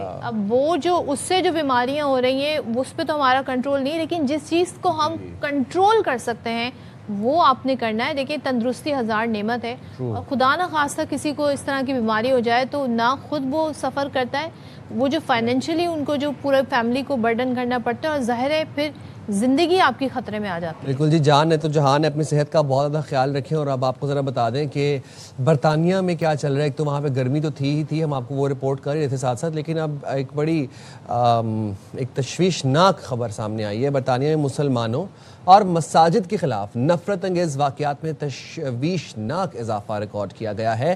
ताज़ा रिपोर्ट्स के मुताबिक मुल्क में औसतन हर 5 रोज़ बाद एक मस्जिद पर हमला किया जा रहा है, जबकि गुज़िश्ता एक साल के दौरान 70 से ज़ायद मसाजिद को निशाना बनाया गया है. ब्रिटिश मुस्लिम ट्रस्ट और बरतानवी होम ऑफिस की अलग अलग रिपोर्ट्स के मुताबिक इस्लामोफोबिया, मुसलमानों को हिरासा करने, जिस्मानी हमलों और ऑनलाइन नफरत अंगेज़ महामत में नुमाया इजाफा हुआ है. तो अब ये देखिए वही इंटॉलरेंस है जिसकी हम बात करते हैं. यहाँ पर फिर रेस के ऊपर, रंग के ऊपर, ज़ात और रिलीजन के ऊपर निशाना बनाया जाता है मुसलमानों को. और अक्सर हम ये सवाल पूछते भी हैं, कोई बरतानिया से गेस्ट हमारे पास हो या कोई पाकिस्तानी हमारे से ओवरसीज़ ऑन एयर हो, हम ये सवाल पूछते हैं, लेकिन हमें बताया जाता है कि उस लिहाज से उस कदर इंटॉलरेंस नहीं है. लेकिन अभी हर 5 रोज़ में एक मस्जिद में अटैक हो रहा है. रिकॉर्ड्स तो हमें स्टैट्स तो कुछ और ही बता रहे हैं. जब बरतानवी हुकूमत ने अब फिर फैसला ये किया है कि मसाजिद की सिक्योरिटी बेहतर बनाई जाएगी, इसके लिए 40 मिलियन पाउंड्स के खुसूसी फ़ंड का भी ऐलान किया है. तो ये जी आप टॉलरेंस लेवल देख रहे हैं कि क्या है. यहाँ भी यकीनन आई थिंक इसराइल बड़ा एक्टिव होगा, कहीं ना कहीं उसका इन चीज़ों में बड़ा हाथ होता है इस्लामोफोबिया की जब भी हम बात करते हैं. अच्छा जी, बात कर लेते हैं, जहाँ इंग्लैंड की जब बात ही कर रहे हैं तो वहाँ से खेल आ गया हमारे मुल्क में, और वो खेल आया है तो बस वही खेल खेला जा रहा है. यानी कि हम बात कर रहे हैं क्रिकेट की. तो tarot bar test, I hope I pronounced it correct, क्योंकि कुछ और ना समझे. टारो बार टेस्ट है, ये जगह का नाम है. ज़ाहिर है दूसरे रोज़ खेल के इख्तिताम तक पाकिस्तान ने 3 विकेट पर 199 रन बना लिए हैं. और पहली इनिंग्स के लिए हम कह रहे हैं ना कि खसारा ख़त्म करने के लिए मेहमान टीम को मज़ीद 112 रन अब दरकार हैं. रोशनी ख़राब, यानी कि लाइट इतनी अच्छी नहीं है, वेदर ऐसा है, इसके बाद दूसरे रोज़ का खेल भी जल्द ख़त्म करना पड़ा. आपको पता है बारिश का वहाँ पे सिलसिला भी शुरू हुआ था. तो ओपनर इमामुल हक 63 रन बनाकर आउट हुए. शान मसूद 88 और सलमान अली आगा 0 रन के साथ विकेट पर मौजूद हैं. अभी आई थिंक तो टाइम है अभी शुरू में. अच्छा, इससे पहले मेज़बान टीम अपनी पहली इनिंग्स में 311 रन पर आउट हुई थी. अच्छा जी, और शे होप ने ड्रॉप चांस का फ़ायदा उठाकर सबसे ज़्यादा 92 रन बनाए थे. होज ने 84 रन की इनिंग्स खेली थी. मोहम्मद अली ने 4, मोहम्मद अब्बास ने 3 और खुरम शहजाद ने 2 और आमिर जमाल ने 1 खिलाड़ी को आउट क्लास किया था. और पाकिस्तान वेस्ट इंडीज़ का मैच क्या रुख इख्तियार कर रहा है, क्या सिचुएशन है, हम जानेंगे. हमारे नुमाइंदे खुसूसी बराए स्पोर्ट्स शाहिद हाशमी हमारे साथ मौजूद. शाहिद भाई, बहुत अरसे बाद आपसे बात हो रही है, बहुत अच्छा लग रहा है. Good morning to you. Pakistan ने वेस्ट इंडीज़ को सर 311 रन पर आउट किया. और बॉलर्स की अगर मैं बात करूँ उनकी कारकर्दगी से मुतमईन है आप, या कुछ बेहतर किरदार अदा कर सकते थे bowlers? Good morning to both of you. Sadaf को भी और आपको भी. अच्छी बॉलिंग की कल पाकिस्तान ने. 194 पे 3 से 311 पर आउट करना बहुत बड़ी बात है. और स्पेशली लंच के इंटरवल के बाद पाकिस्तान ने आखिरी 3 विकेटें सिर्फ 8 रन पर ले ली. पाकिस्तान यूजुअली टेल एंडर्स को आउट करने में बड़ा प्रॉब्लम होता है. नई टीम तकरीबन समझें कि टेस्ट की बॉलिंग जो है वो पाकिस्तान ने डिफरेंट कर दी.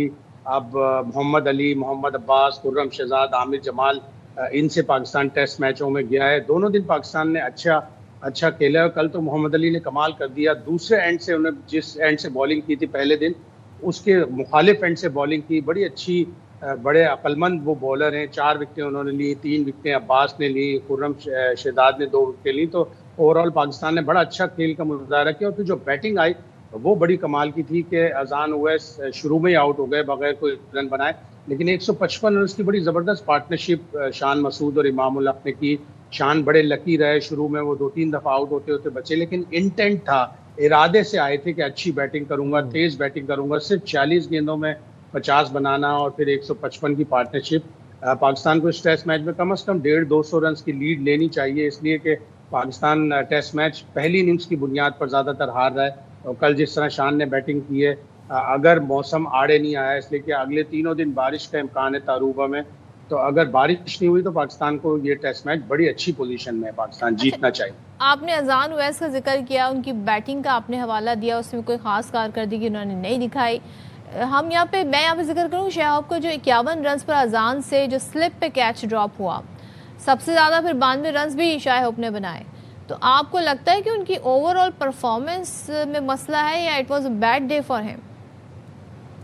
ہوتا ہے کبھی کبھی, ینگ ہے, 22-23 سال کا لڑکا ہے, ابھی بنگلہ دیش میں ڈیبیو کیا تھا, سینچری بنائی تھی, بہت ہی اچھی بیٹنگ کی تھی. جو 4 ڈے میچ تھا, پریکٹس میچ, اس میں بھی دونوں اننگز میں 50 کیا تھا, بڑی اچھی بیٹنگ کی تھی. تو ایک بیڈ ڈے ہوتا ہے, آگے تھوڑا سا کیچ آیا تھا, آگے ہاتھ میں آ کے اور نکل گیا, ہوتا ہے اکثر, اور پھر ان کو ایک بہت ہی اچھی گیند پڑی جس پہ وہ بولڈ ہو گئے. کل کا دن شاید اذان اویس کے لیے اچھا نہیں تھا, ورنہ اب تک اس کی کارکردگی بہت ہی اچھی رہی. اچھا, کارکردگی اچھی تھی. تو شاید بھائی مزید اب آپ کیا ایکسپیکٹ کر رہے ہیں اس میچ سے؟ پاکستانی بلے بازوں نے بہتر کارکردگی کا مظاہرہ کیا ہے. ٹیسٹ میچ کی اگر میں بات کروں تو ٹیسٹ میچ پہ گرفت بنانے کے لیے کم از کم کتنی برتری لانا ہوگی؟ وہی میں نے کہا نا کہ کم از کم 150-200 رنز, 150 تو ایٹ لیسٹ 150 رن کی تو لیڈ لینی چاہیے. 112 رن ہم پیچھے ہیں, 112 رن پہلے بنائیں, پھر اس کے بعد 150 رن اوپر کریں. بابر جلدی آؤٹ ہو گئے 23 پر, لیکن سلمان آغا کریز پر ہیں, شان بہت اچھا کھیل رہے ہیں, اس کے بعد رضوان بھی ہیں, عامر جمال بھی ہیں. تو پاکستان کی بیٹنگ اچھی ہے, اور ٹیسٹ میچ کے بارے میں یہی کہا جاتا ہے کہ پہلی اننگز کی جو بنیاد ہوتی ہے اس کے اوپر ٹیسٹ میچ جیتے جاتے ہیں. ذرا بولنگ پر آ جاتے ہیں شاہد صاحب. اور پاکستان کا تو بولنگ اٹیک ایک ٹائم تھا بڑا, اس پر اس کی ہیبت ہوا کرتی تھی, ہر کوئی اس سے بات کر رہا ہوتا تھا, لیکن ہم نے بولر بھی تبدیل کر لیا. ابھی تک ہمارا ایک بھی جو میں بولر کی بات کروں وہ 140 کی سپیڈ کو ٹچ نہیں کر سکا ہے. تو یہ جو آپ دیکھ رہے ہیں, یہ کس وجہ سے آپ سمجھ رہے ہیں کہ پریکٹس صحیح نہیں ہو رہی ہے, فوکس نہیں ہے, کیا ہے؟ دیکھیں, پاکستان کرکٹ بورڈ نے ایک اچھا ڈیسیشن لیا ہے. انہوں نے کہا کہ اب ہم ٹیسٹ میچ کے سارے پلیئر الگ ہی رکھیں گے, زیادہ تر پلیئر الگ رکھیں گے, بالنگ میں بالرز میں ڈفرینٹ رکھیں گے. تو پاکستان کرکٹ بورڈ کوشش کرے گا کہ 1-2 ایسے فاسٹ بالر جیسے عبید شاہ کو لے کے گئے ہیں, وہ 140 پلس پہ بالنگ کرتے ہیں یوزلی, ان کو اس ٹیسٹ میچ میں چانس نہیں ملا. لیکن محمد علی, محمد عباس نے بہت اچھی بالنگ کی اور لائن اور لینتھ پہ بالنگ کی. تھوڑی سی ان کی سپیڈ اور ہوتی تو ظاہر ہے پاکستان اور مزید جلدی آؤٹ کرتا ہے ویسٹ انڈیز کو, لیکن دونوں نے بڑی عقل مندی سے بالنگ کی ہے. اور پاکستان اب ٹیسٹ میچوں میں جتنی توجہ دے گا, کرکٹ بورڈ, سلیکشن کمیٹی توجہ دے گا, تو 1-2 اچھے بالر پروڈیوس ہوں گے 140 پلس کے, اور ہیں ہمارے ڈومیسٹک سسٹم میں, اور ان کو تھوڑا سا گروم کرنا پڑے گا. یہ ایک کمی ہے پاکستان کی پچھلے 1-2-3 سال سے. ویسے شاہد بھائی, پی سی بی نے سعود شکیل اور عبداللہ شفیق کو اسکواڈ میں جو شامل کیا ہے, آپ کو لگتا ہے اگلے ٹیسٹ میچ میں یہ دونوں کھیلیں گے یا کسی ایک کو آپ کھیلتا دیکھ رہے ہیں؟ دیکھیے, یہ تو ٹیم مینجمنٹ کی بات ہوگی. اگر اس ٹیسٹ میچ کا رزلٹ اچھا آتا ہے تو پھر تو تبدیلی نہیں ہوگی. اس ٹیسٹ میچ کے ایک دن پہلے, شروع ہونے سے ایک دن پہلے یہ خبر آئی تھی کہ اویس ظفر جو مڈل آرڈر بیٹسمین ہے, بڑا اچھا 2-3 ڈومیسٹک سیزن میں انہوں نے پرفارم کیا, ان کا ڈیبیو ہوگا. لیکن پچ کو دیکھ کر انہوں نے پھر اسپنر کھلانے کا فیصلہ کیا. تو آلریڈی پاکستان کے پاس ایک مڈل آرڈر بیٹسمین موجود ہے. سعود شکیل کو زیادہ تر انگلینڈ میں چانس ملنے کا امکان ہے. عبداللہ شفیق بہت ہی اچھے پلیئر ہیں, لیکن آخری 8-9 اننگز میں انہوں نے کوئی بھی ایک ہی 50 کیا ہے, تو ان کے اوپر بھی تھوڑا سا پریشر ہوگا. لیکن ابھی مجھے ویسٹ انڈیز میں تو نہیں لگتا کہ ان دونوں کو چانس ملے گا. ہاں, انگلینڈ میں آگے پاکستان کے 3 ٹیسٹ میچز ہیں, وہاں پہ یقیناً جگہ ملے گی. چلیں لیٹس سی کیا ہوتا ہے. تھینک یو سو مچ شاہد ہاشمی ہمارے ساتھ ہے. ٹیسٹ کے حوالے سے ساری صورتحال پر ان کا تجزیہ آپ نے سن لیا. جی ویسے ایک چیز تو مینشن کرنا میں بھول گئی, بابر اعظم کی کیپٹنسی میں کھیل رہے ہیں ہم یہ ٹیسٹ. کیا بات ہے جی, کیا بات ہے. چلیں جی, آپ کو ذرا بتا دیں کہ پشاور پولیس نے اپنے جوانوں کے فلاح و بہبود کے لیے اقدام اٹھائے ہوئے. پولیس لائن میں 5 سٹار طرز کا دل فریب کانسٹیبلری میس بنا لیا گیا. اچھا, یہ میں دیکھنا چاہتا ہوں کہ دل فریب, آپ نے بڑا دل فریب پہ بڑا سٹریس دیا ہے. ہاں جی, 5 سٹار آپ سوچیں, 5 سٹار, یہ اگر آپ, میں جو سوچ رہا ہوں یہ وہی ہے. دل فریب بھی ہو گیا. کیا بات ہے، بڑی اچھی بات ہے، ہمارے جوانوں کو اتنے اچھے سے کیٹر کیا جا رہا ہے. تو پشاور سے عدنان طارق نے اس پر ایک رپورٹ بنائی ہے، ذرا آپ بھی دیکھ لیں، ہم بھی دیکھ لیتے ہیں. پشاور پولیس نے اپنے جوانوں کی فلاح و بہبود کے لیے ایک ایسا اقدام اٹھایا ہے جو صرف ایک میس نہیں بلکہ اہلکاروں کو عزت، وقار اور بہترین ماحول فراہم کرنے کی عملی مثال ہے. ملک سعد شہید پولیس لائن پشاور میں قائم کوپرز کیفے جدید طرز تعمیل، دلکش انٹیریئر، پورا سائز ڈائننگ ایریا اور جدید کچن کے باعث کسی 5 اسٹار ریسٹورنٹ کا منظر پیش کرتا ہے. جو عام ٹھیلے پہ جو کھانا ملتا ہے اس سے بھی کم ریٹ پہ یہاں پہ سبسڈی دی جا رہی ہے اور زبردست کھانا ہے، صفائی کا بہت زبردست نظام ہے. ایسے فیل ہوگا کہ میں کسی 5 اسٹار ہوٹل میں بیٹھا ہوں اور دوست کے ساتھ گپ شپ لگا رہا ہوں. بہت بہترین اقدام کیا ہے جوانوں کے لیے. یہاں پر آپ جو ماحول ہے بہترین ہے، معیاری کھانا ہے اور اس کے علاوہ یہاں کا جو سٹاف وغیرہ ہے بہترین سٹاف ہے. کانسٹیبلری میس میں پولیس سربراہ سمیت کئی اعلیٰ افسران اکثر اوقات اپنے اہلکاروں کے ساتھ لنچ اور ڈنر کرتے نظر آتے ہیں. آپ کو لگے کہ ایک 5 اسٹار ریسٹورنٹ ہے اور کوئی بھی یہ نہیں کہہ سکتا کہ یہ ایک عام میس ہے، کیونکہ ہماری پولیس کے لیے ہم نے بنایا. تو ہم چاہتے ہیں کہ ان کو ایسے انوائرمنٹ میں بٹھایا جائے، ایسے انوائرمنٹ میں وہ کھانا کھائیں، بیٹھ کے گپ شپ لگائیں، ٹی وی دیکھیں، کہ جس طرح لگے ان کو کہ ان کا گھر ہے یہ. پولیس حکام کے مطابق فورس کے جوانوں کو بہتر طرز زندگی اور معیاری خوراک کی فراہمی محکمے کی اولین ترجیح ہے. ایک صحت مند، مطمئن اور باحوصلہ پولیس فورس ہی عوام کو مؤثر، بروقت اور بہترین خدمات فراہم کر سکتی ہے. کانسٹیبلری کیفے صرف ایک میس نہیں بلکہ پولیس جوانوں کے وقار، فلاح اور بہتر مستقبل کی علامت ہے. کیمرامین محمد ذیشان کے ساتھ عدنان طارق، ARY نیوز، پشاور. کیا بات ہے، بڑا اچھا لگا. بٹ میں یہ دیکھ رہی تھی کھانا بڑے غور سے، کچھ ایسا کھانا بھی ہونا تھا جو ذرا ڈائٹ شائٹ کے لیے ہونا چاہیے. مطلب بکرا ہونا چاہیے کہ دال چاول ہونے چاہیے؟ نہیں، دال چاول تو کچھ لوگ تو اس پہ منہ بنا لیتے ہیں، ایو کہہ دیتے ہیں کچھ لوگ تو دال چاول. لیکن یہاں پہ جوانوں کی صحت کے لیے میں کہہ رہی تھی کچھ ایسا کھانا بھی ہونا چاہیے ذرا ہیلدی. So right. تو جناب امید کرتے ہیں کہ آپ کو آج کا ہمارا پروگرام پسند آیا ہوگا. اگر آپ کو پسند آیا ہے، وچ آئی ایم ویری شیور کہ آیا ہوگا، تو جا کے باخبر سویرا کے سارے پیجز کو فیس بک، انسٹاگرام، ٹک ٹاک پہ آپ شیئر کر دیں اور فالو کر لیں لازمی. اور وہاں پہ آپ کو ہمارے سارے کلپس دیکھنے کو ملیں گے، خبریں بھی دیکھنے کو ملیں گی. اور ہمیں اپنی دعاؤں میں یاد رکھیے گا. اللہ حافظ. پاکستان زندہ باد.